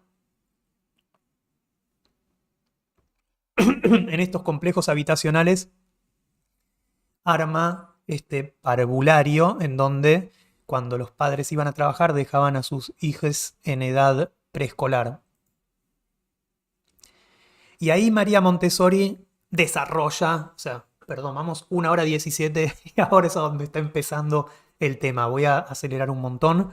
Acá tenemos la imagen que decidió colgar en las aulas de los parvularios. Es la Virgen de la Silla de Rafael. Esta es la Virgen María sosteniendo al niño Jesús y acá está Juan el Bautista. Y es un cuadro muy particular. Uno puede decir, bueno, tiene que ver con el anhelo de su hijo perdido, abandonado, o le interesa transmitir la pura maternidad más allá de que tenga ese contexto bíblico. Esta imagen hay algo del gesto que tiene que ver con esta maternidad. Los parvularios entonces empiezan a organizarse de una manera 100% discrecional, es decir, María Montessori tiene el presupuesto y dirige absolutamente todo. Manda a fabricar muebles en miniatura, mesas, sillas, los baños y empieza a hacer esta educación integral de los niños. Los niños estos eran tan pobres que nunca habían tenido como baño en su vida y habían vivido en estas casas pequeñas y empieza entonces María no solamente a utilizar esta aula asignada del parvulario, sino a utilizar todo el patio. Empieza entonces a atraer gente y entre ellas a esta persona que al ver, esto es como una amiga que después va a seguir atada por siempre al proyecto, ¿no? Pero cuando ve todos estos muebles chiquititos y todo dice, ma se sembra una casa di bambini y genera entonces la marca y este parvulario, esta guardería empieza a llamarse la casa dei bambini y ahí está entonces la placa que la recuerda de esa manera. Le pone un nombre a esto y es la casa de los niños y esta es entonces su gran obra, donde comienza su gran obra pedagógica. ¿Qué cosas les enseña a estos niños? Tareas de este tipo, pequeñas bastidores que contienen telas en donde hay maneras de anudar, botones, lazos y hacen estas manualidades. Las hacen unos niños, las otras las desatan, se las van pasando. Adaptado al método de Seguim para poder educar la motricidad de niños con discapacidades, experimenta ver qué pasa si a estos niños sin discapacidades, solamente con la niñez y cierto descuido, ser estimulados con estos mismos elementos. Y esta pieza es la pieza como más característica del método Montessori, y son, que en realidad, bueno, la inventó originalmente Seguim y ella la perfeccionó. Fíjense lo que es, ¿no? Porque ahora entramos en un terreno en donde vamos a ver diseño. Estas piezas están cada una activando una función motora y perceptual del niño. Por ejemplo, acá tiene que ver con la forma, el diámetro de cada uno de estos cilindros hace que puedas meter este cilindro en cualquiera de estos orificios, pero en la medida que son mayores no puedas hacerlo en estos. Por lo tanto, la prueba y error de este niño metiendo y sacando cada una de estas figuras va produciendo ese saber desde lo morfológico. O lo mismo acá, fíjense que son todos iguales mientras están tapados y lo que tiene que aprender el niño o lo que tiene que descubrir el niño es que este diámetro de los distintos, la altura de los distintos cilindros tiene esta capacidad de meterse en cada uno de estos orificios. O lo mismo ocurre en esto. Todos funcionan igual y todos estos cilindros entran adentro de todos estos agujeros. Me imagino que pasa si empezás con este, vas por este y seguís con este, o qué pasa si al revés, luego de una tarea muy compleja, le das al niño esta otra tarea. Lo que se encargó María es observar, dar estos elementos a los niños y observar, que va a ser una de las clases fundamentales de aprendizaje que tiene el método Montessori. Este observar es un observar que tiene varias acepciones, porque sería observar, contemplar, meditar, también parecido a esto que propone Freud como la atención flotante, observar qué hacen los niños con estas cosas. Y mientras está haciendo esta serie de experimentos o proponiendo estas cosas, está también ocupándose de otras fundamentales. Por ejemplo, los baños. Los niños entonces tenían que usar estos baños, que eran los mismos baños que usaban los adultos. Estas eran las condiciones de higiene. Pasaba un camioncito y se llevaba en esos cosos los desechos. Empiezan a patentarse este tipo de soluciones y María las aplica en tiempo real en sus parvularios. Para que se den una idea, son este montón de niños que pasan toda una jornada completa ahí adentro y hay que limpiarlos, están todos llenos de moco, piden hacer pis, algunos están aprendiendo a no hacerse encima. O sea, la educación estaba vinculada entonces a esta visión completa de lo que es un niño, un sujeto que tiene que aprender al mismo tiempo todas estas cosas en simultáneo. El silencio inventa un ejercicio genial, que es el ejercicio que se llamará el ejercicio del silencio, y lo descubre también en sus libros o en su manera de, en el método y en todo lo que escribe, aparece siempre este epifanía o este momento eureka. Es decir, que por un lado está estableciendo esta cosa de la ciencia y estructurando un sistema de pensamiento, pero por otro lado todo el tiempo vemos la inspiración divina o la genialidad abrupta que aparece en un momento. Bueno, los niños están como siendo niños, haciendo el quilombo que puede hacer cualquier niño, hasta que una de sus maestras viene con su bebé recién nacido. Y se da cuenta de que nada, siguen todos gritando y haciendo bardo, hasta que los llama y les dice, ¿saben quién es el mejor maestro de todos los que están acá? Y los niños, ¿quién? Él. Entonces lo empiezan a contemplar a ese bebé con mayor curiosidad, porque hasta entonces ellos se consideraban los que más estaban aprendiendo cosas. Y dice que lo que sabe hacer el niño es estar callado y que van a tener que aprender de él a ver si pueden hacer el silencio que hace. Inventa entonces este ejercicio. Se pone ella en la parte más lejana de una habitación y les pide a los niños que esperen con los ojos cerrados, algunos con los ojos vendados, tratando de estar lo más callados y silenciosos posible, sin moverse, lo cual para un niño es sumamente difícil, me los imagino en ese estado de intentar este silencio. Y el juego consiste en venir hacia ella cada vez que escuchan su nombre. Están ahí y ella dice...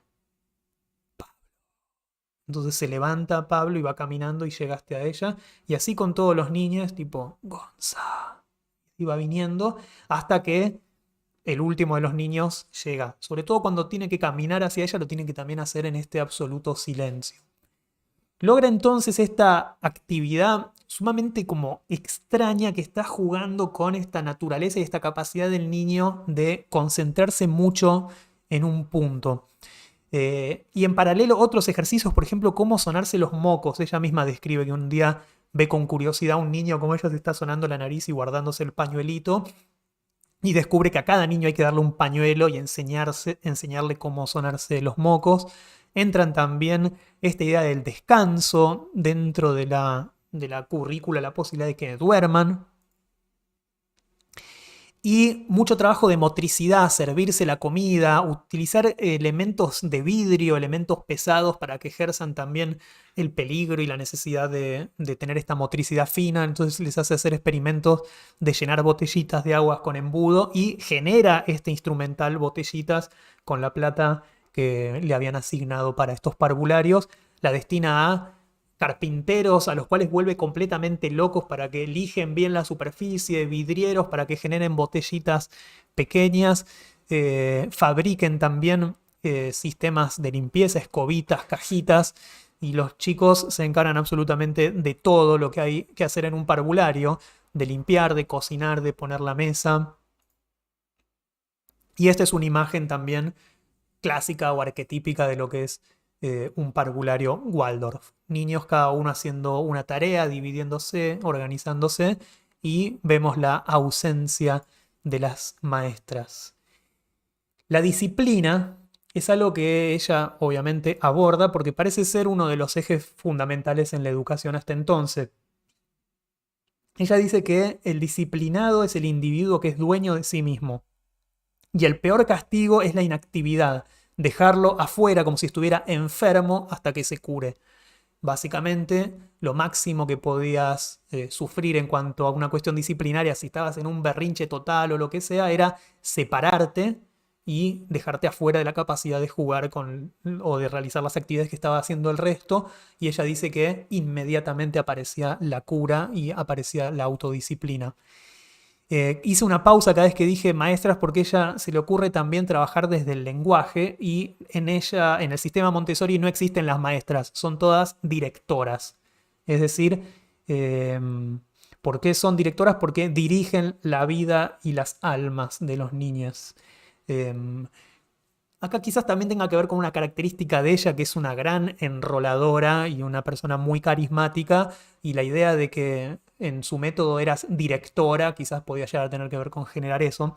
Pero la contraprestación de ser directora del método Montessori era que tenías que vivir en una casa dentro del parvulario, abandonar tu familia, dejar todo, y ahí también aparece otro rasgo de María Montessori que se puede llegar a asemejar a cierto fanatismo o a cierta manera de llevar adelante la educación como un sacerdocio, como un pacto, y ella esperaba todo de sus directoras, tenían que ser perfectas y tenían que entender perfectamente cuál era este método y sobre todo no innovar de más.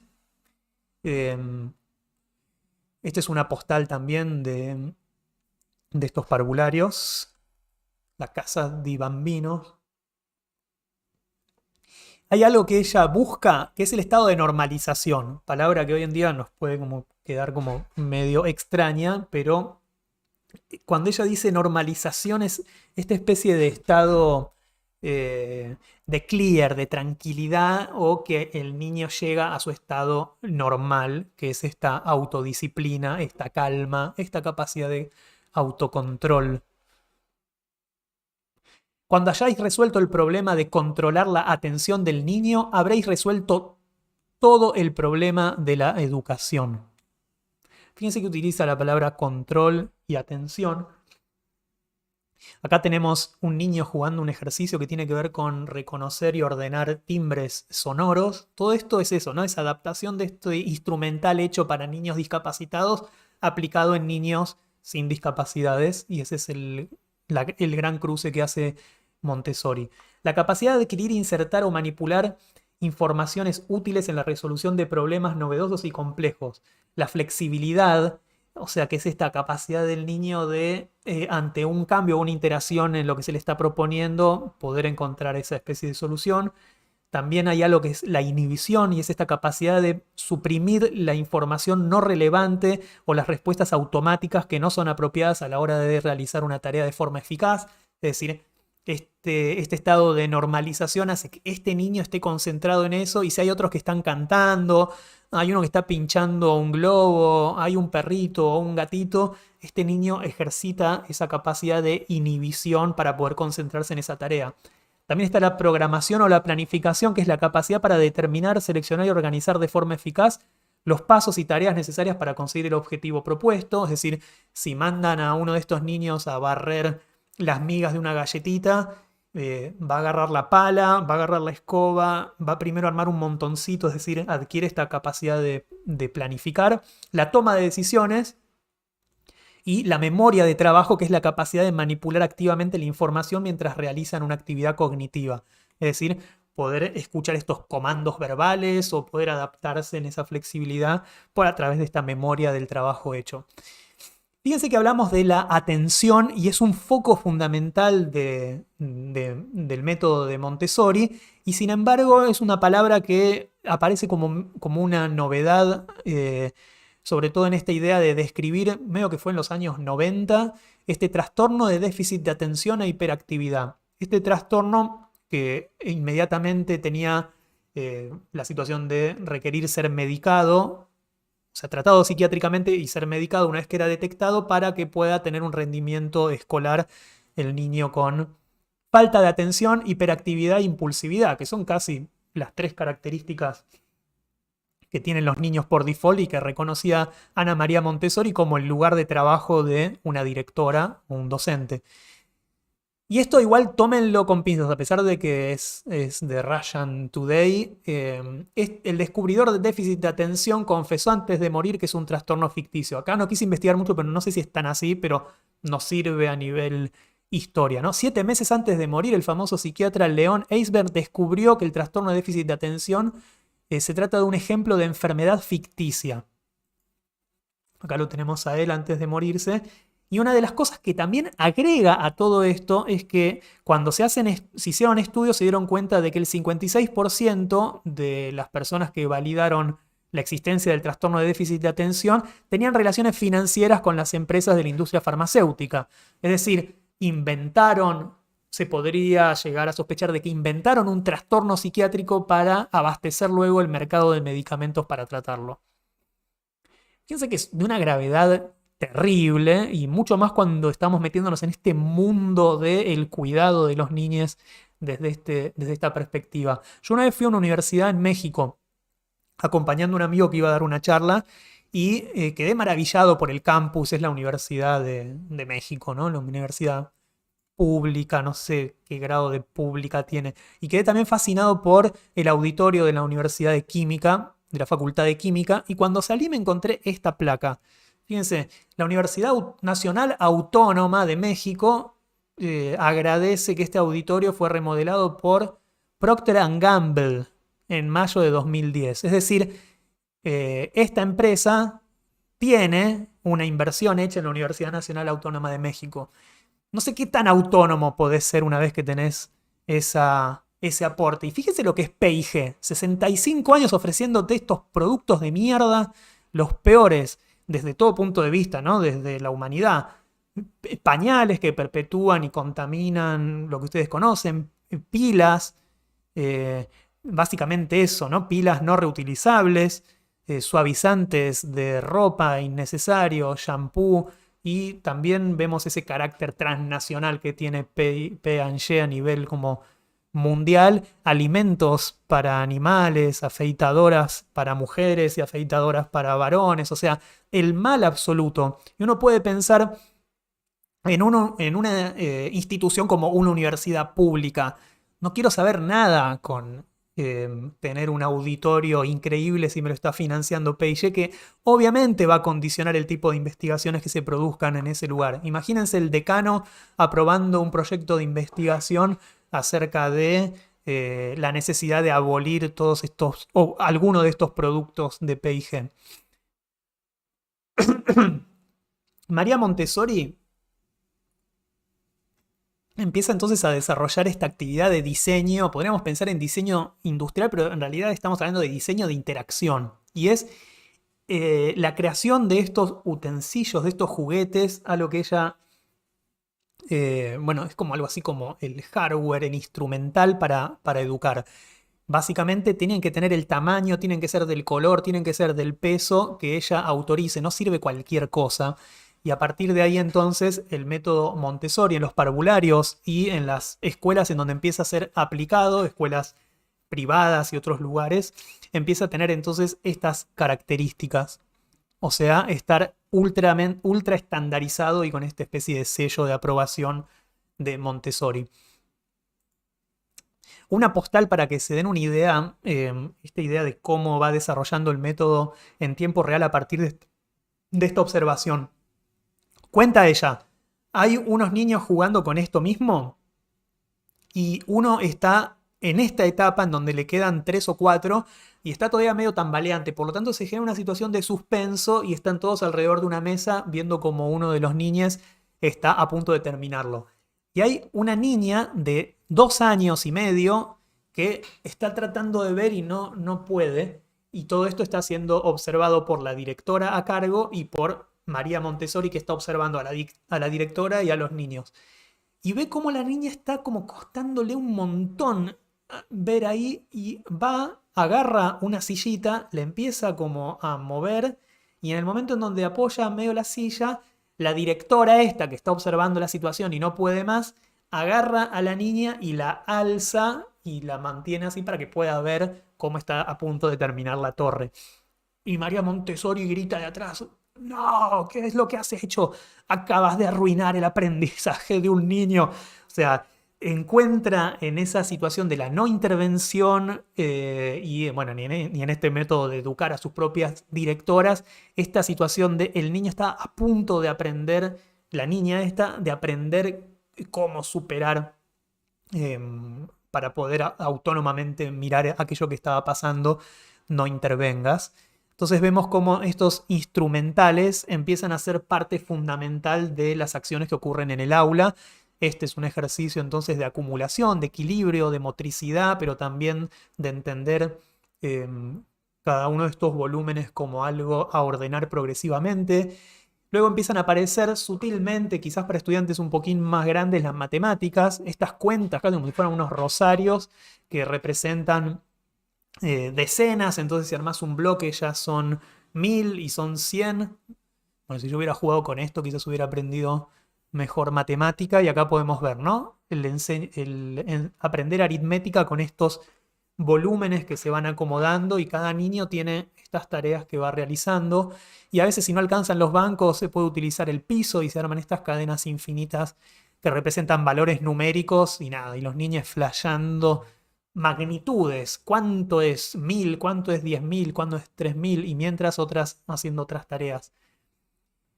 Uno de los momentos eureka, estos que les contaba de María Montessori, manda como a recortar, según como había inventado Seguim, unas letras con un volumen, entonces los niños las tocaban y iban aprendiendo la Y, la S a partir de eso. Eso era como muy complejo de hacer y era carísimo y ya se estaban quejando de que estaba gastando demasiada plata que podrían utilizar en comida o en otras cosas en recortar este instrumental que resultaba carísimo. Y se le ocurre ver qué pasa si cortaba esos materiales en papel de lija. Y esto que están viendo acá es una letra hecha en papel de lija que permite como al niño hacer eso que a ella le importaba tanto y es poder aprender a escribir o a reconocer las letras a partir del tacto de lo gestual. Y funciona de una manera excelente y ella, bueno, se jacta con razón de ser la inventora de un material sumamente económico, reproducible, que permite dar este paso hacia la alfabetización. Acá podemos ver entonces estas cajas con las letras y acá podemos ver ese niño escribiendo. Básicamente, este sistema permite que el niño recorre con el gesto y a partir de eso, luego cuando tiene que empezar a escribir, ya tiene la motricidad adquirida por haber recorrido las siluetas de esas cosas. Ocurre lo que ella llama la explosión de la lectoescritura, que periódicamente ocurre en sus casas di bambinis. Y es esto. Vamos a leer qué dice ella de una explosión de lectoescritura. Era un día de invierno en diciembre soleado, subimos a la terraza con los chiquillos. Estaban dibujando con tiza en el suelo. hasta que uno exclama, yo escribo, yo escribo. Entonces escribe con la mano, chimenea, luego escribe techo y luego escribe y grita, escribí. Los otros se ponen al lado y empiezan también a escribir y a gritar, yo también. Uno pone mamá, otro mano, otro chimenea. Ninguno de ellos jamás había tomado una tiza o cualquier otro instrumento para escribir. Después llega sola la lectura sin hacer nada para estimularla, porque parte de la idea de leer es comprender y es inútil obligar a repetir mecánicamente. Y esto lo describí yo, le creo. Niños que aprenden espontáneamente a leer y ocurre un efecto contagio y de golpe todos están escribiendo. Perdón, a escribir. Ella dice que primero viene la escritura y después la lectura, porque la lectura viene con el entendimiento. Y ahora les quiero contar otro ejercicio de Montessori. Que esto sí es completamente hermoso. Llega como al aula, cada uno estaba como siempre haciendo la suya y escribe en el pizarrón. Si sabés leer esto, vení a abrazarme. Lo deja ahí escrito y al principio no pasa nada hasta que una niña se levanta, mira como medio el pizarrón, estaba jugando con las telitas esas, se acerca, va hacia María y le dice, acá estoy, y la abraza. Nosotros miran eso, miran el pizarrón y al cabo de un rato están todos abrazándola a Montessori. Fíjense entonces cómo de este rigor científico y todo aparece algo performático, juego, no sé, algo mágico, inspiración, artístico. El método Montessori que está siempre camuflado por ella, va camuflado, está como estructurado como este método de pedagogía científica que se viene a oponer a la irracionalidad de la iglesia o a la hiperracionalidad estúpida que no funciona de la escolaridad de los sistemas, está parado esa, en esa iluminación personal de María.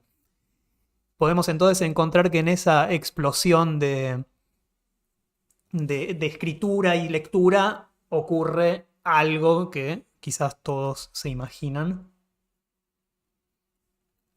Y es que, terminada esta primera temporada en las casas del Bambini, estos chicos se incorporaron a las escuelas normales, a las escuelas públicas, sabiendo leer, escribir, sonarse los mocos, ir al baño, comparado con niños de casas de clase media y clase alta que todavía no saben leer, no saben escribir, no saben hacer nada. Y entonces aparece una gran curiosidad diciendo, ¿qué está haciendo María Montessori en la casa del Bambini que los niños salen con esas capacidades? Y acá me acuerdo de mi hermanito, ya tenía 4 o 5 años y todavía se revolcaba por el piso, hablaba un dialecto de 5 palabras que le servía para expresarse solamente conmigo, o sea, como esta idea de la velocidad del tiempo de adquisición de la lectura o la escritura está muy condicionada con el medio. Y aparecen decisiones como muy eso. ¿Se aprende a escribir en cursiva o en imprenta? ¿Se aprende a partir de la fonética o a partir de comparar una imagen con una imagen de un animalito con el dibujo? O sea, todo eso que es lo que se aprende en un magisterio de educación inicial o en educación de preescolar o jardín, lo desarrolló desde cero María Montessori, es decir, imaginando que estaba en un terreno completamente vacío y experimentando y observando, aplicando casi un método del design thinking a la pedagogía.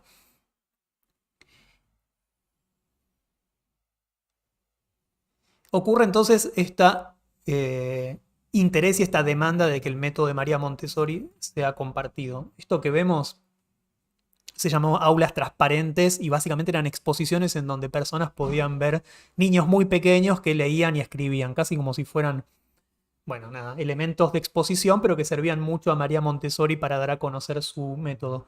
El método de escritura precoz, dice ella, no es más que una parte que sobresale mucho para la mirada del adulto, pero que en realidad lo más importante es la revelación de la capacidad de los niños de autoeducarse cuando están en el ambiente adecuado. El secreto no son las letras de lija ni el material en sí. Pero a pesar de eso, obviamente ella proponía que su método y su material eran la clave de esta educación, ¿no? Podemos ver ese doble discurso de María Montessori adaptado a quien sea el interlocutor. Se imaginarán entonces eso, ¿no? Aparece como una situación de Estado que en Italia están aprendiendo a leer niños de 4 años, de 3 años. Y dice María, un niño es una criatura especial, distinta al adulto y en muchos aspectos superior. Wonderful woman, Dr. Montessori has discovered the new continent. It's a continent of little children. Esta idea de una figura que por primera vez descubre la infancia y descubre la niñez. María Montessori ha descubierto al niño y escribe, además de este libro que es el método Montessori, uno que se llama El Niño. Los únicos privilegiados. No sé si recuerdan en una de las clases de la especialización en realidad superada hablé de la República de los Niños, cómo sentía yo que esa idea de armar cosas a escala de los niños me sonaba como una trampa. Me imaginé que hubiera pasado, esto es posterior, es 1951 en el gobierno de Perón, si realmente los niños tomaran la República de los Niños, ¿no? Obviamente se les impone todo un esquema realizado por adultos, tenés una iglesia, la casa de diputados, un hospital, todo en miniatura para que los niños juegan o tengan una experiencia. Me los imagino haciendo una especie de reclamo formal de que si es una república de los niños, una república separatista de niños, no sé, confiscando todos los edificios, comiendo el coso ese de copo de azúcar. Aparece, es medio tonto lo que estoy diciendo, pero tiene que ver con eso, ¿no? Esa idea de que hay algo natural del niño que sin intervención del adulto, o bien guiado por el adulto, o armada a ciertas circunstancias, hay algo a rescatar. Fíjense esto, ¿no? Dr. Montessori talks of her mode of autoeducation. Es mainstream, se vuelve hiperfamosa María Montessori en todo nivel de charla por haber descubierto algo nuevo. Pero fíjense el diario de esa época, 1918. Bueno, her personality, strongly fundamental principle, lo que sea. Pero miren, esto lo dejaron medio grisecito para destacar la noticia. Fíjense lo que dice. Queer reasons why women learn to shot. O sea, razones extrañas por las cuales una mujer aprende a disparar. Es otra noticia, ¿eh? Pero cómo este armado de página parece casi como esas cosas que encontraba León Ferrari en sus collages de los diarios de la dictadura, como tenés una noticia de un crimen y por otro lado otra cosa. Quizás fue azar puro, ¿no? Pero vemos una mujer encontrando entonces una de las claves de la pedagogía, no sé qué, y por otro lado una alerta de por qué las mujeres están aprendiendo a disparar.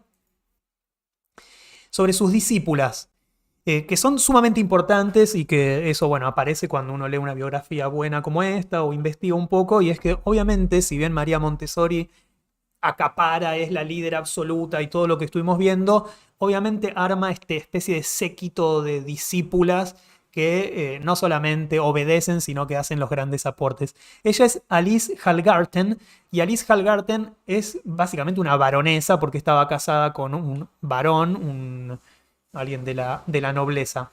Y él es lo más, él estaba sumamente enamorado, fascinado por ella, por su hermosura, y él le da un montón de recursos materiales económicos para que empiece a criar no solamente la hija en común, sino para armar esa especie de educación de la clase, de su clase un poco más aristocrática.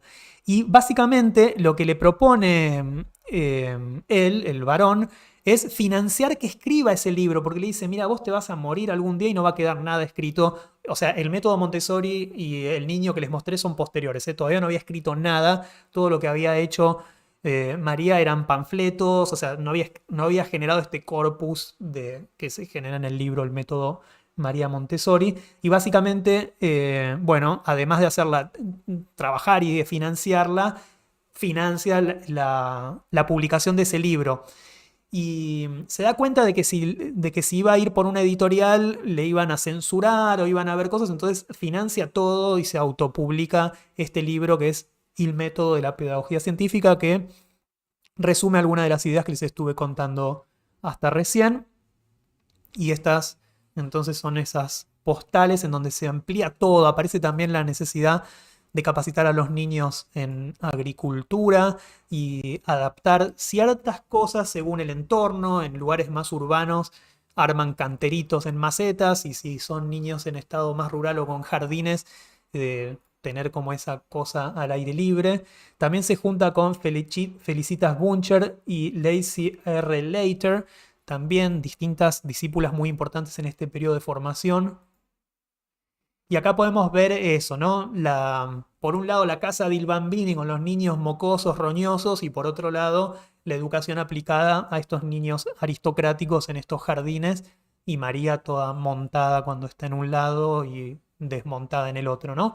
Acá podemos ver también, esto vendría a ser una escuela Montessori de niños menos privilegiados. Entonces se da en simultáneo esa idea de que para ella el niño era el niño y había que generar esta situación, y también la importancia de criar bien a el niño aristocrático, que en las escuelas privadas o los niños que luego van a ocupar posiciones de poder por sus privilegios estén educados con cariño, con la capacidad de discernimiento y crítica. O sea que algunos la criticaban por decir, bueno, al final es un método para niños millonarios o lo que sea. Y bueno, sí, pero qué importante es la misión de educar bien a los niños privilegiados para que puedan llegar a desarrollarse como seres humanos con más empatía.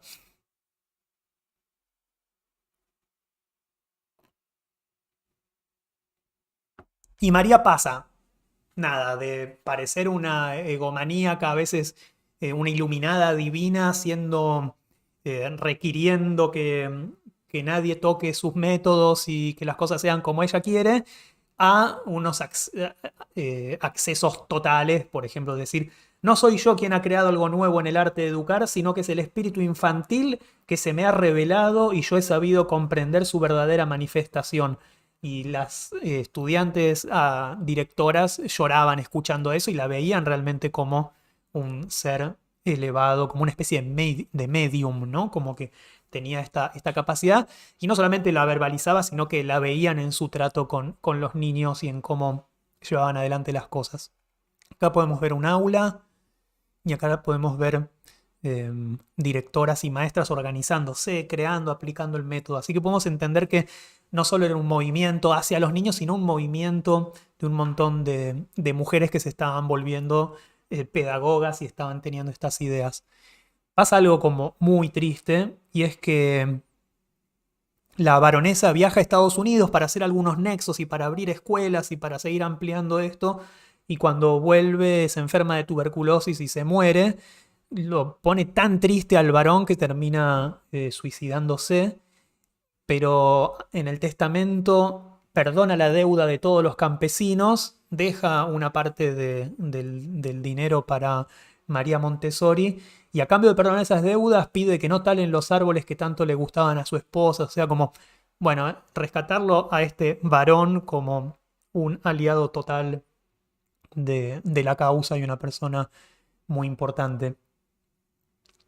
Bueno, María Montessori es malísima, tesorera, organizadora, termina gastando, no sé, un montón de plata en armar estos cilindritos de madera y se queda sin plata para el comedor. Entonces le pide a uno, le pide a la iglesia, a otros, como que tiene un network terrible de llevar plata de acá para allá, y lo hace de una manera muy desprolija, y cada tanto llega a periodos de muchísima escasez, a momentos en donde tiene mucho capital, digamos, para invertir en esto.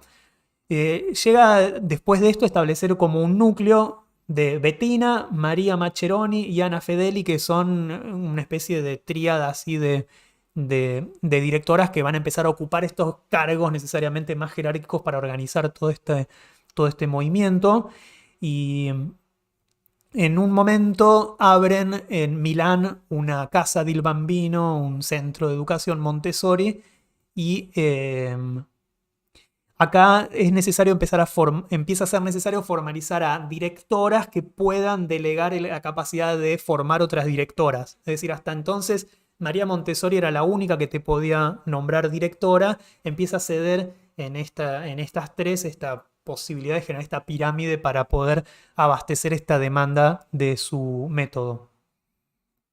Entonces ella empieza a insistir mucho en el arte de retirarse. La autoeducación la autoeducación tiene el principal valor en el error.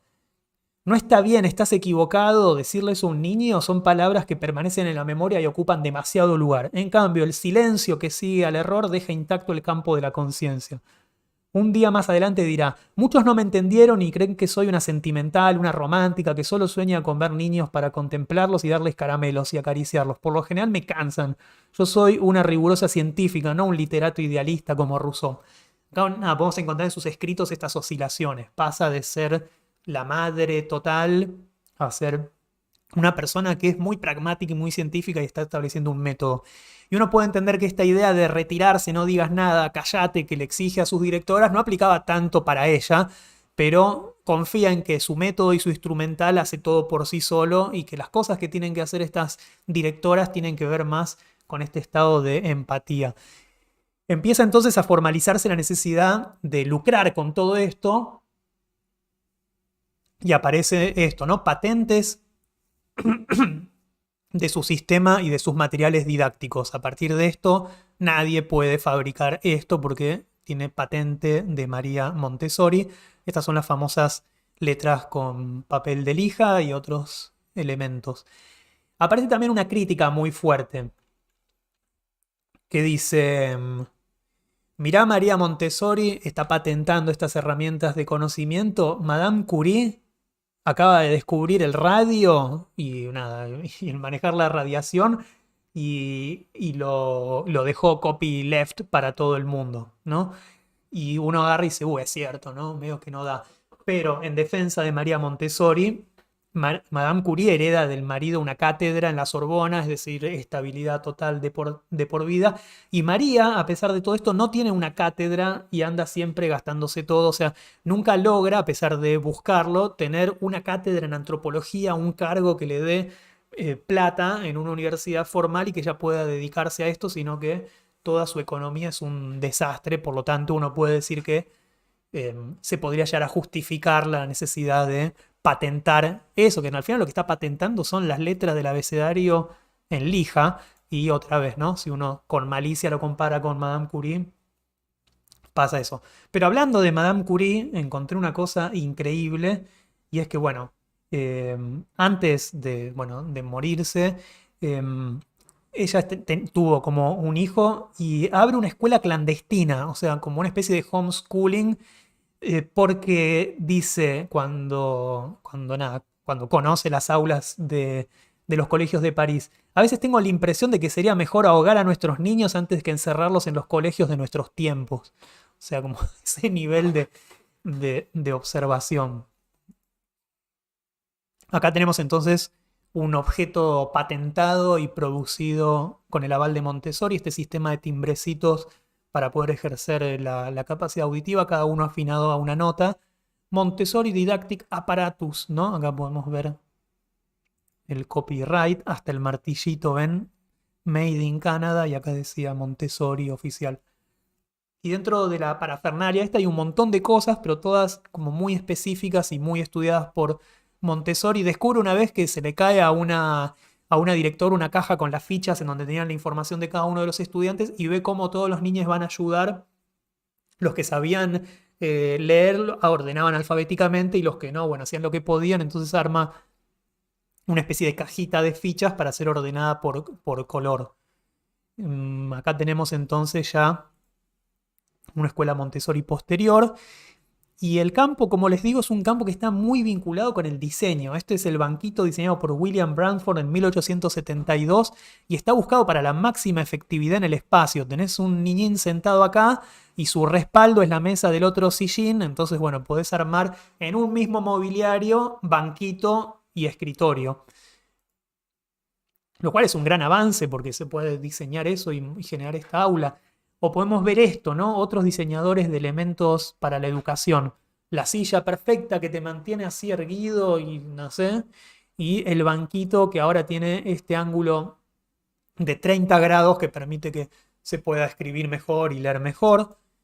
Durante un tiempo aparece mucho eso, un lugar para guardar cosas. Fíjense qué horrible esto, para que no puedan mover la silla. Está como amurada con un caño. O esta tiene un sistema para levantar y salir. Y nuestras mesas y sillas con un gancho para que te te lo claves acá en la espalda, bueno, es para colgar la mochila, pero quien cursó en una escuela pública, bueno, en privadas también había estos mismos banquitos, y sobre todo lo genial de esto, ¿no? Un caño directamente al piso que cuando la moves es como... Y la maestra, basta, no muevan los bancos. Y bueno, es tan simple como ponerle una topetina acá o diseñar un banco que tenga algo que no genere ruido en el frotamiento de la superficie, ¿no? O esto, te toca con otro compañero de banco y vas a estar en esta lucha permanente, distraída, de pelear a ver quién acapara más lugar, ¿no? Esta idea de que, bueno, te sentás al lado de alguien y después eso, no sé, todas estas rejas abajo que apoyas el borratinta y se te cae. Como muchos de los conflictos que conocemos en una escuela primaria, en una escuela pública o privada argentina están vinculadas a un mal diseño del mobiliario. Sillas diseñadas para el sistema Montessori. Ven acá topecitos para que no hagan ruido, distintos materiales. ¿Para qué? Para que puedan darse estas configuraciones, que de golpe se amotinen y pongan las sillas arriba de la mesa y estén utilizándolas para una clase de educación física.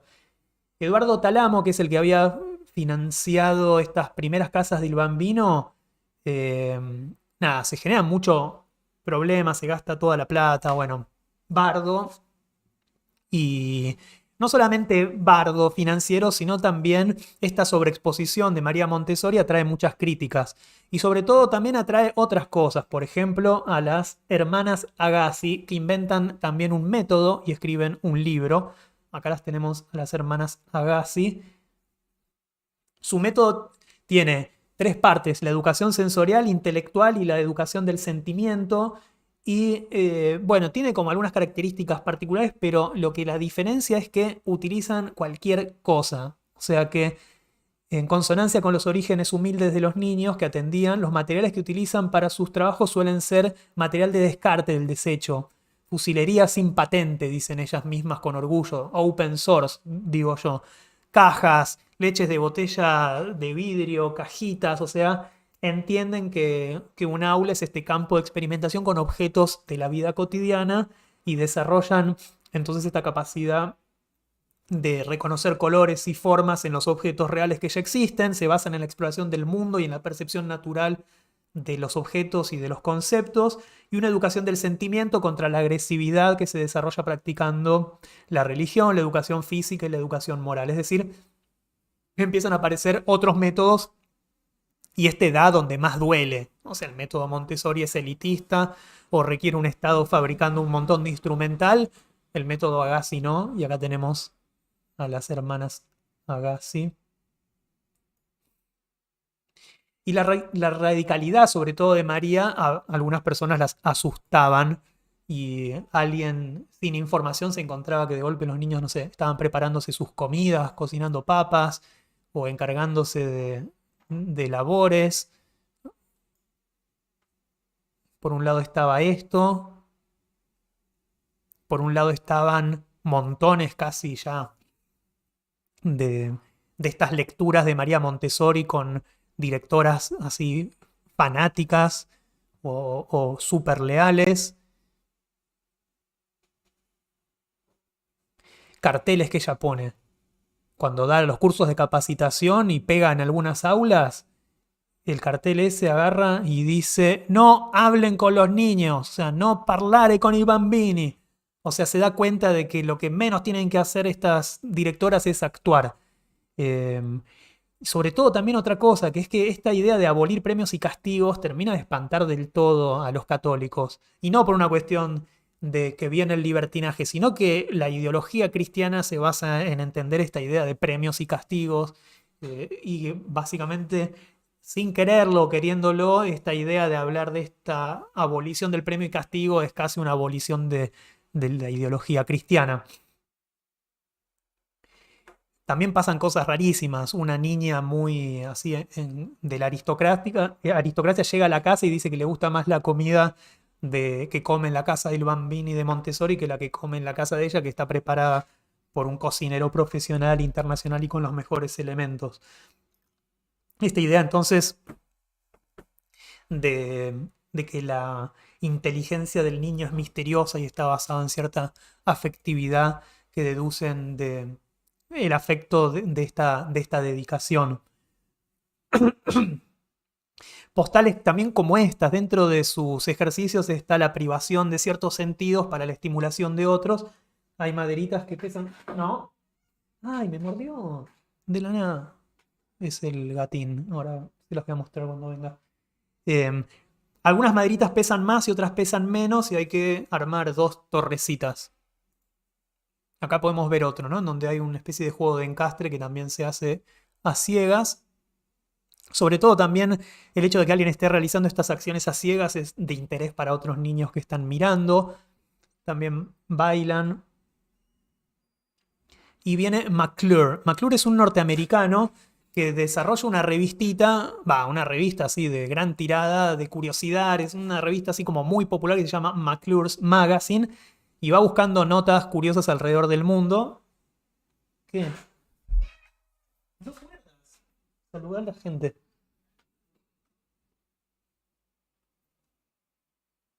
Ahora sí me hago otro. Bueno, en esta revista entonces va a hacer un artículo sobre María Montessori. Ahí lo vemos a McClure con ella. La va a visitar. El artículo tiene un éxito inusitado y la lleva a Estados Unidos. En Estados Unidos inmediatamente prende un montón este sistema, sobre todo porque le fascina la efectividad de aprender a enseñar a leer y escribir de una manera tan precoz y por este afán de lo nuevo, ¿no? Que es pues, una característica de esta época en Estados Unidos, esta idea de las modas. En paralelo, dentro de este contexto del viaje, va María con su auto a la escuela en donde está estudiando su hijo abandonado y el hijo tiene 15 años, la ve y le dice, yo ya sé que usted es mi madre. Y ella le dice, bueno, subite. Y dice, bueno, se sube al auto y a partir de ahí no se separan más, se amigan. Giuseppe acepta un poco todo, que vuelvan a retomar contacto. Ella lo presenta como su sobrino y todo el mundo sabe que es su hijo, obviamente ya recontracirculó. Y ahí está María vuelta a recuperar a su hijo Mario. Mario es saludable, encantador, buena gente y perdona absolutamente todo, pero imagínense esa cosa que se saca del pecho María al reencontrarse con su hijo. Y sobre todo uno puede pensar que quizás eso fue un combustible durante toda su vida para poner tanto énfasis en la educación universal de todos los niños, o incluso en el esquema mental de Mario, ese perdón al abandono de la madre tiene que ver con reconocer que su misión era educar a todos los niños y que él hubiera jugado en contra. Como sea, lo empieza a llevar a todos lados a Mario y con el tiempo se transforma en una pieza fundamental del sistema Montessori. Y acá lo vemos a Mario más grande gestionando un montón de cosas junto a su madre. La acompaña entonces a sus viajes a Estados Unidos. Sale un manual que se llama The Montessori Manual, escrito por Dorothy Canfield Fisher, y es un manual no autorizado. Se pone furiosa María Montessori y le sugiere a McClure, bueno, escribir su propio manual. Entonces, Doctora Montessori's Own Handbook, saca su propio manual, o sea, produce su verdadero manual. A diferencia del método Montessori, este es un manual práctico de ejecución que sirve para poner en marcha las acciones más concretas de su método. Sale en la revista Time en 1931. Es una mega celebridad. Al punto que termina conociendo a Graham Bell y a su esposa Mabel Hubbard. Acá los vemos juntos. Y a partir de este encuentro ellos financian la creación de una escuela Montessori oficial y le dan un montón de recursos para llevarlas adelante. Acá vemos a Mario acompañándolo en esta escuela en Estados Unidos, aplicando el método. También gracias a estos contactos conoce a Heller Keller, que es una niña que nació ciega sorda y que fue educada por Anne Sullivan, que también era ciega, aunque no era sorda, y desarrollan un sistema de comunicación basado en el tacto, ¿no? Esto de la educación de los ciegos sordos también lo pueden ver en esta película de Herzog increíble que es The Land of Silence and Darkness. Y para Montessori es eso, ¿no? Es la persona referente en la educación, por lo tanto empieza a tener contacto con todas estas experiencias que hay alrededor del mundo, de estos milagros, de la posibilidad de educar al niño, al ser humano, y sacar cosas no solo de la niñez, sino de la discapacidad. Se genera entonces también posteriormente la Asociación Montessori Internacional, marca registrada esta manera de controlar este método. Y esta posibilidad de apertura de licenciar diseñadores como Johann Müller para que estabilice esta idea de este mobiliario, digamos, estandarice. Y ya con la supervisión de María Montessori, pero con la capacidad de un diseñador de pensar en esta problemática, empieza a aparecer toda esta parafernalia. Fíjense, el baño está integrado al aula, ya no es un lugar externo, sino que el lavado de manos forma parte del periodo de entender, del periodo de... Perdón. La higiene forma parte central del proceso de aprendizaje.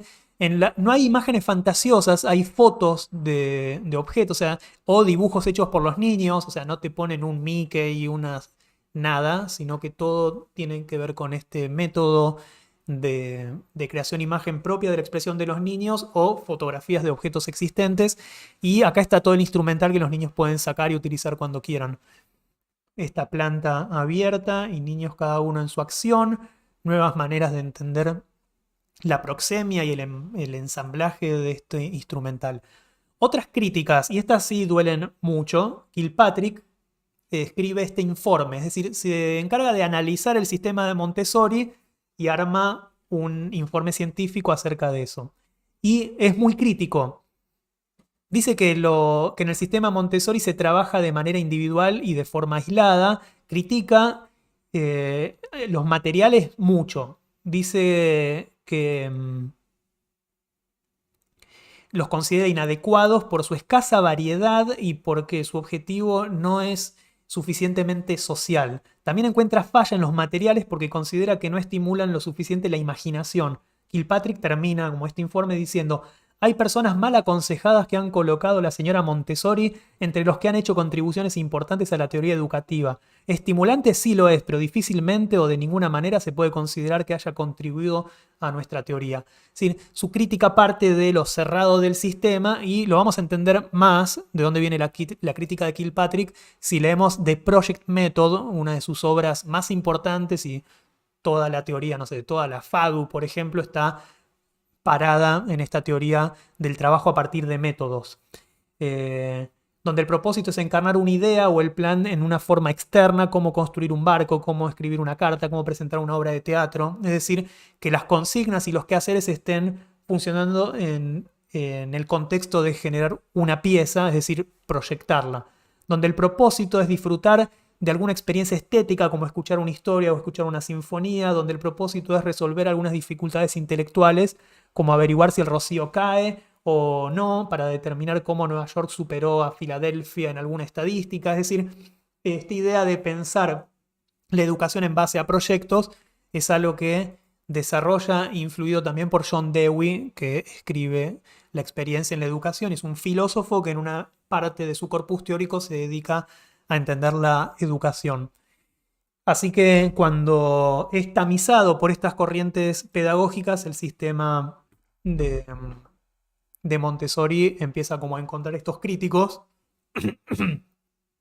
y básicamente hace que en algunos nichos caiga en desuso o se transforme en una especie de franja marginal. O sea, esta cosa que pegó muy fuerte en Estados Unidos encontró como cierto periodo en donde no tuvo tanto auge.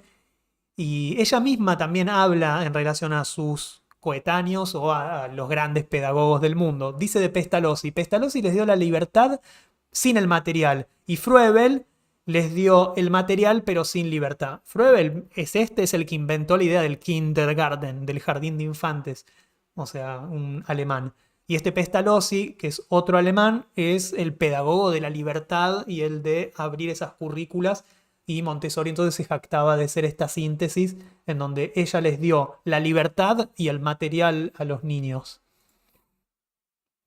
Escribe entonces en este periodo en donde se vuelve necesario legitimizarse no solo para ella misma, sino para este mundo que ya empezaba a estar interesado, que siempre estuvo interesado en la pedagogía, pero que ella trabajaba con esta ilusión de haber generado en un terreno completamente baldío. Escribe la autoeducación, la autoeducación. Y dice algunas cosas, por ejemplo, el niño como sujeto de derecho. Habla acá también de esa necesidad de no tocar al niño si uno tiene ganas, tomarlo como un sujeto de derecho. Y ella misma dice, vas caminando por la calle y ves una persona de 60 años, no vas y la tocas. ¿Por qué si ves un niño te cae simpático y lo empezás a manosear? Habla de esos boundaries o de esos límites. El instinto más grande de los niños es precisamente liberarse del adulto. Cuando un niño se siente seguro de sí mismo, deja entonces de buscar la aprobación de los adultos a cada paso. No se puede ser libre si no se es independiente. Cualquier ayuda innecesaria es un obstáculo para el desarrollo. Una prueba de lo acertado de la intervención educativa es la felicidad del niño. Hemos de ser educados si queremos educar. Y el método Montessori, la separación exigida del maestro, la preparación exigida al maestro es que pueda él examinarse a sí mismo. Y la mayor señal del éxito de un profesor es poder decir, ahora los niños trabajan como si yo no existiera. Se acerca casi al Tao, ¿no? A Lao Tse, con esta idea de practicar la no acción, la única manera de hacer es no hacer, este maestro que se retira y el aprendizaje surge en su ausencia. Le nacen nietos de Mario, de distintos matrimonios que va teniendo, y se los llama los muñecos Montessori. Él se llama Mario también, o sea, es como el tercer Mario o María, y tienen también un montón más, Ronaldo. Y básicamente estos muñecos Montessoris son los que le permiten empezar a aplicar ciertas medidas y ciertas observaciones por primera vez en niños que están bajo el cuidado de ella, ¿no? Mario se los presta a su abuela para que ella realice entonces esta experiencia de tener por primera vez un bebé como medio a su cargo.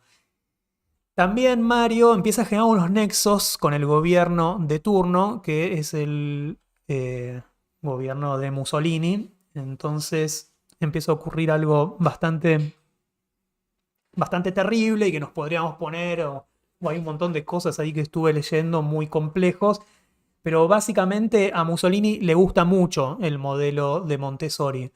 Le gusta porque genera esta efectividad y le gusta porque hay un montón de cosas que él ve ahí que tienen que ver con la autonomía y el genio italiano.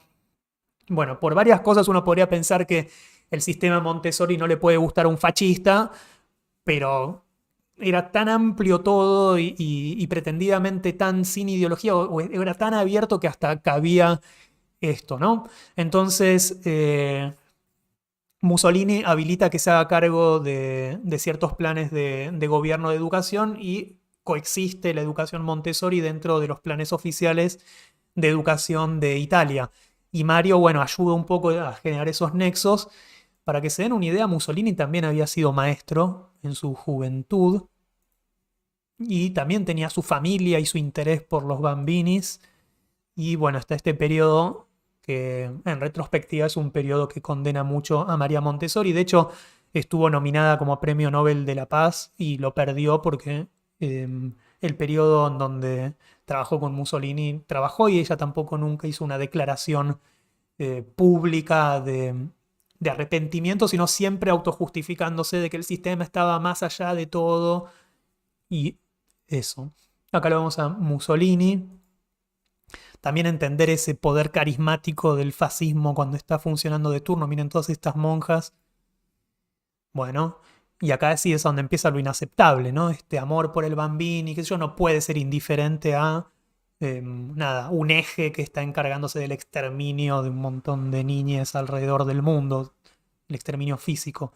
Y también nada, interpelándola a María, uno puede pensar que ella ponía tanto énfasis en su capacidad de entender y de leer la mirada de Mussolini en las fotos y todo revelaba eso, ¿no? Se puede intuir esa maldad o ese desequilibrio terrible en esa mirada. Pero hablando de miradas, aparece Madame Blavatsky justo en este momento y logra hacer que, ella no logra, sino su movimiento teosófico, Madame Blavatsky ya está muerta, logra de alguna manera seducir y encontrar la oportunidad de que María se vaya de Italia, que ya era intolerable todo lo que estaba ocurriendo, y ellos dos son los creadores del movimiento teosófico, va a la India, es decir, tenían una estructura armada de este movimiento internacional que logra que se traslade a la India María Montessori, Mario obvio que la acompaña, y ahí empieza a educar con intérpretes, docentes y directoras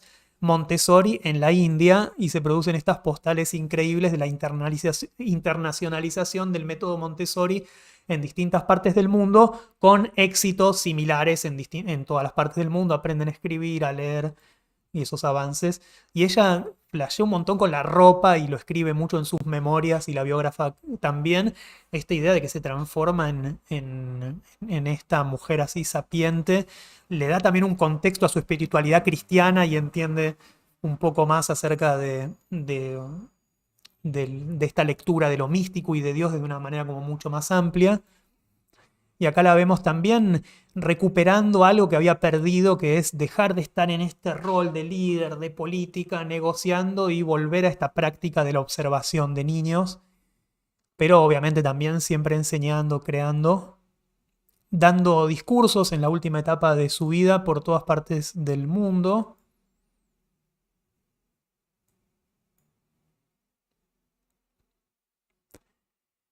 Este libro sobre el descubrimiento del niño y hasta último momento transformándose ya en esta especie de medium, de figura, de entendedora de la infancia que prácticamente con tocar, con palmear, con observar un niño transmitía conocimiento y ese carisma fue el que generó que toda esta estructura del método Montessori sobreviva hasta el día de hoy.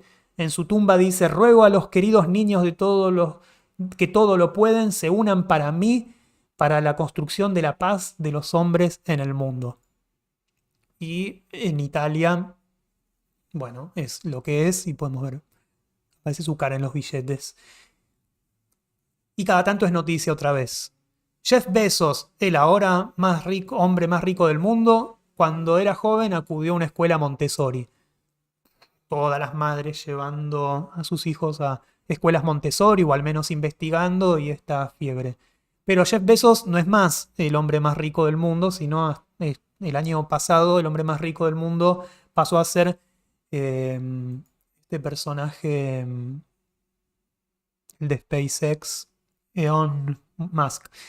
Elon Musk tiene una hija hace poco con Grimes, arma su propia escuela, que es una escuela para su hija y para empleados de sus múltiples empresas SpaceX, y le pone de nombre Astronova School. La estuve investigando hoy a la tarde, no me pidan profundidad acá, después se la llevo, pero fíjense cómo está vendida esta escuela, que hasta ahora es un proyecto cerrado. Inventan dentro de esta escuela esto que se llama...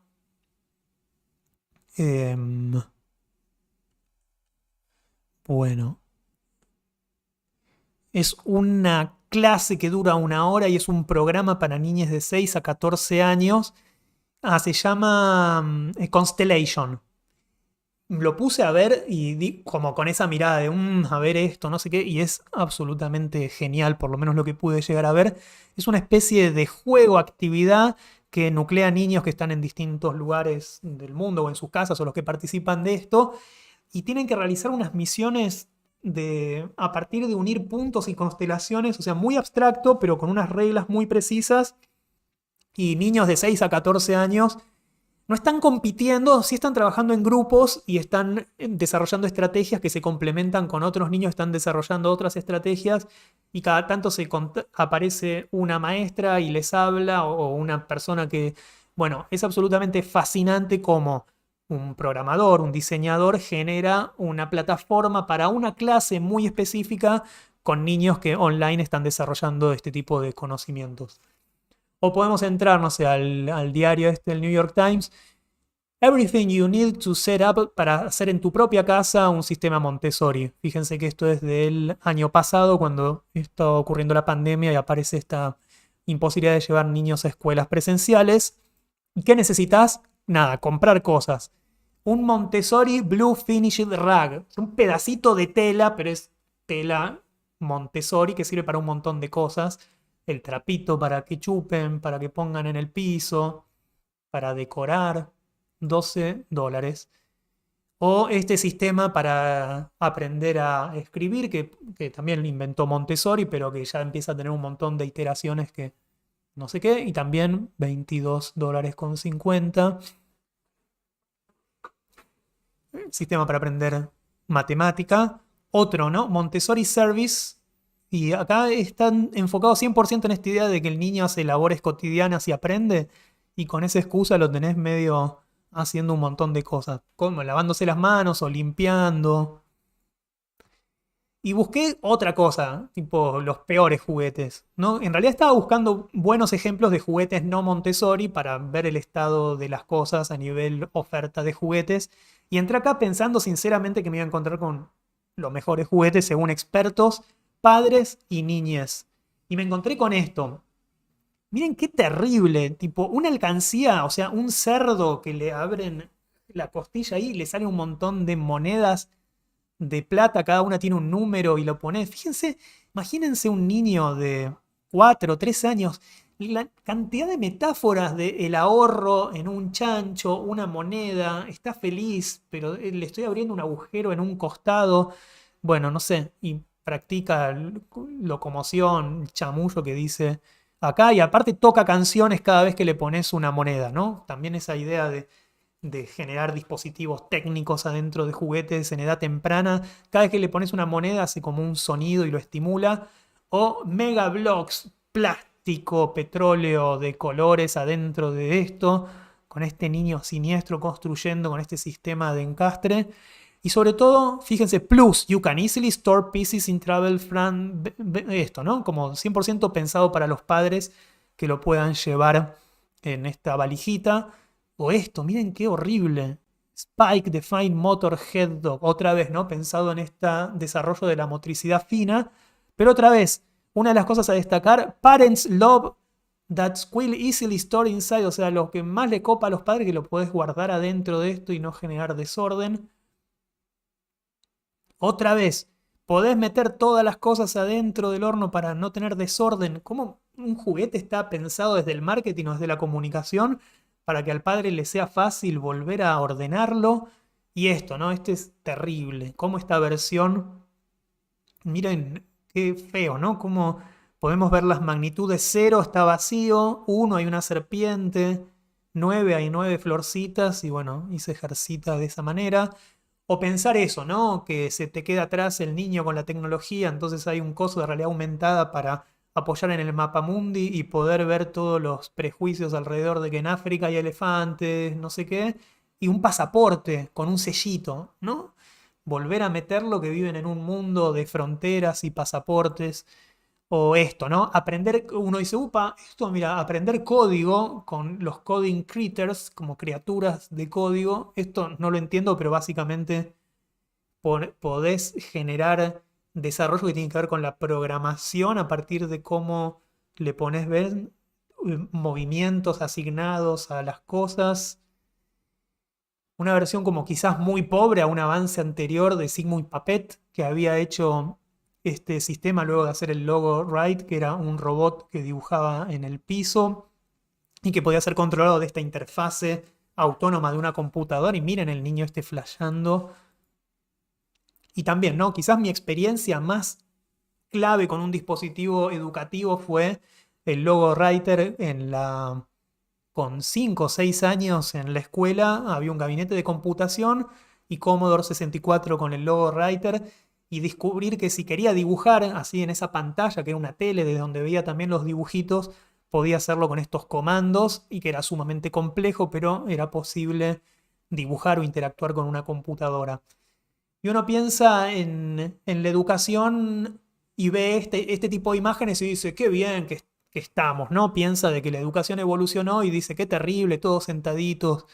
Un aula contemporánea es muy distinta, pero bueno, no es tan distinta. Y esto, ¿no? Para indignarnos un poquito antes del final. El Facebook del municipio de Malvinas Argentinas en diciembre de 2016. la importancia de la higiene personal en los niños y es una empresa multinacional, es McDonald's el que viene a dar esta clase. Entonces, es una escuela pública, ¿eh? Y el municipio de Malvinas Argentinas en el 2016 estaba eh, con un intendente justicialista, o sea, con un intendente a favor de la justicia social y las banderas del justicialismo. Pero fíjense esta postal, qué terrible. Y no es un sentimiento anticapitalista, lo que sea, sino 100% lo que está ocurriendo acá. Tenemos un montón de niños organizados como si fuera un cine, pusieron unas cadenitas amarillas y rojas para que no sé, para que no se acerquen a tocar al payaso. Vení y divertite, show de Ronald, esta cosa ahí, o este plano, ¿no? Se ve que fueron por cada uno de los grados, en este estaban en el piso, todo este sound system que llevaron está enseñando a lavar las manos con un material pedagógico horrible, poco claro, sin la posibilidad de que se laven las manos. ¿Por qué no están enseñando de manera teórica un saber práctico? Seguramente haciendo sorteos para que los niños ganen o pierdan algo. Bueno, las coronas monárquicas.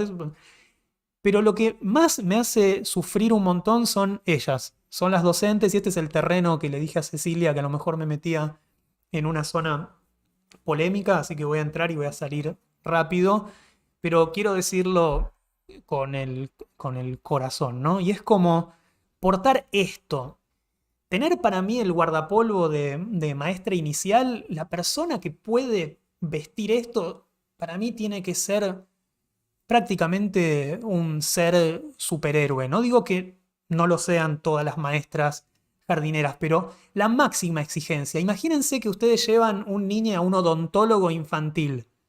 ¿No esperan que sea perfecto? O sea, cualquier error de ese odontólogo infantil implicaría que le agujeren el paladar o que le rompan un diente o que fracase. O sea, a un odontólogo infantil exigimos todo y lo mismo debería pasar a una maestra inicial. No digo que se ponga a leer todos los libros de Caja Negra, Fischer, Realismo Capitalista y que rechace esta acción por compromiso ideológico, sino simplemente por la calidad del material y por la calidad de experiencia que están teniendo estos niños que están acá. Y si, es más, ponele que ella sea recontracapitalista con orgullo, leyó neoliberal, le parece que el mejor camino es la teoría del todo, ¿no? Y que es bueno McDonald's. Aún así, si tuviera ese pensamiento, ¿qué está obteniendo como contraprestación capitalista? Tenés los globos con el logo de McDonald's, este logo, ¿qué está ganando? ¿No? Porque si es alguien que está en el sistema capitalista, debería entender que lo que está ocurriendo ahí es una gran publicidad de un producto, por lo tanto, tiene que haber una contraprestación. ¿Qué son? Las 4 horitas que zafó con esta situación de estar adelante de la clase y soportando su trabajo. O sea, ¿qué hay ahí? Y perdón con esa indignación, porque es como, bueno, me la estoy agarrando como una compañera, yo también soy docente del sistema público y está re mal visto, tipo, ¿cómo vas a criticar a una maestra por una acción con lo mal pagas que están, con los quemadas que están y todo? Quizás agarrátela con el magisterio o con el Estado o con qué, no sé, bueno, ahí es donde cierro todo este rant, pero es eso, yo veo esto y realmente siento que una persona que está en el nivel inicial y después de todo lo que les estuve hablando, es una de las personas más esenciales que hay en el país. Y podemos ver entonces estos desarrollos recontra contrastados en los distintos tipos de educación. Sigue habiendo en el mundo escuelas Waldorf en donde va a pasar esto y donde difícilmente vaya una cadena de comidas rápidas a hacer publicidad encubierta enseñándole a lavarse las manos. Podemos ver entonces todo este instrumental desplegado y alguien puede decir, che, ¿qué diferencia hay entre todas esas toneladas de plástico y todos estos juguetes carísimos que están acá?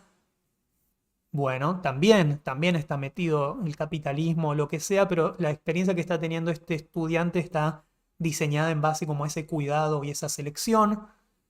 Otra postal de una escuela Waldorf privada. Pero la escena es esta. Son niños que están sirviendo en pequeñas jarritas el agüita y están aprendiendo las magnitudes, están aprendiendo a higienizarse con los elementos. O sea, si, no sé, La higiene era en los baños de mi infancia, era un jabón pegado, el jabón ese balot, y cuando había y no había toallitas, entonces una correcta enseñanza de la higiene requiere eso, un espejo, la canilla, el agua fría, el agua caliente, entender ese placer, poder secarse, el quiet room o el espacio en donde pueden ir a esta sillita y pueden leer y aislarse. Y uno puede hacer esa crítica y criticar el sistema de la pedagogía Montessori, bla, pero al final es esto, son un montón de pequeños seres humanos que nacieron en la clase social que nacieron y están entablando esta relación valiosa en base a gente que los está observando y está teniendo ese cuidado hiper particular. Y tenemos ahora este imaginario de niños que están desde sus casas aprendiendo, insertándose en el sistema escolar. Esta es la imagen ideal, incluso es un recontra mega mockup. Y esta es la realidad de lo que ocurre en las pantallas. Maestras pasando también una situación de precariedad absoluta de todo tipo, conectándose con sus computadoras en sus casas, con sus conflictos y un montón de niños haciendo lo que pueden. En realidad padres haciendo lo que pueden y niños haciendo lo que pueden. Y la interfase, usando Zoom, usando Meet, usando WhatsApp, nadie interviniendo en el diseño del material pedagógico. El Meet fue inventado para que se comuniquen gente en las oficinas, el Zoom también. ¿Cómo va a ser una herramienta adecuada para niños de 5 años este layout? ¿Qué le pasa a un niño de 4 años cuando ve que Francisquito, tipo, se le apagó la cámara y es esta silueta horrible de niño ausente? ¿O cómo se asume que este padre tiene que saber de luz? O sea, ¿quién encara este problema o esta ausencia acá de un niño que se fue? Alternativas, tipo desesperadas por cualquier lado. Hay algo que es un movimiento este de homeschooling que están pensando asesorías para que gente pueda desarrollar educación en sus casas, como era quizás también en un momento, ¿no? Pensar que la tarea de la educación puede realizarse en entornos domésticos y nuestra humilde página de que si bien está pensado para una especie de educación superior o posterior a la educación formal de nivel inicial y superior, propone eso, poder irse de un espacio como es el Zoom o Facebook o Instagram, no sé qué, y poder generar, aunque sea con esta herramienta, un lugar de intercambio de saber. María Montessori, hasta el final entonces, dando estas charlas, generando esta legión de gente interesada, por momentos algunas medio fanáticas, por momentos otras personas críticas absolutamente, o personas que toman un poquito y dejan un poquito. Esos eran los peores para María Montessori. Los heterodoxos eran los que más odiaba. Los que decían, voy a usar esto de las cajitas y voy a también poner un póster de no sé qué, de Mickey, y es como, no. Lo peor que podría pasar para María Montessori era la heterodoxia, y por eso entonces cada una de estas escuelas se encarga firmemente de mantener estos preceptos que fueron estableciéndose. Y para terminar, un texto que encontré de ella, un pequeño recorte, recontra manipulado en el contexto, que nos habla de cierta visión de María Montessori al futuro. Fíjense lo que escribió. Las ondas cortas y largas, que serán medio de misteriosas comunicaciones invisibles, pero capaces de transportar los pensamientos de toda la humanidad de una forma absolutamente inmaterial. ¿A quién pertenecen? Bueno, terminamos así esta maratónica clase. Siempre las primeras son un poco excedidas. Tienen que entender que estuve 4 meses conmigo mismo y de ahí todas estas inquietudes. La próxima clase no va a ser el viernes que viene, sino que van a tener una periodicidad rara. Supongo que una vez por mes va siempre a caer una.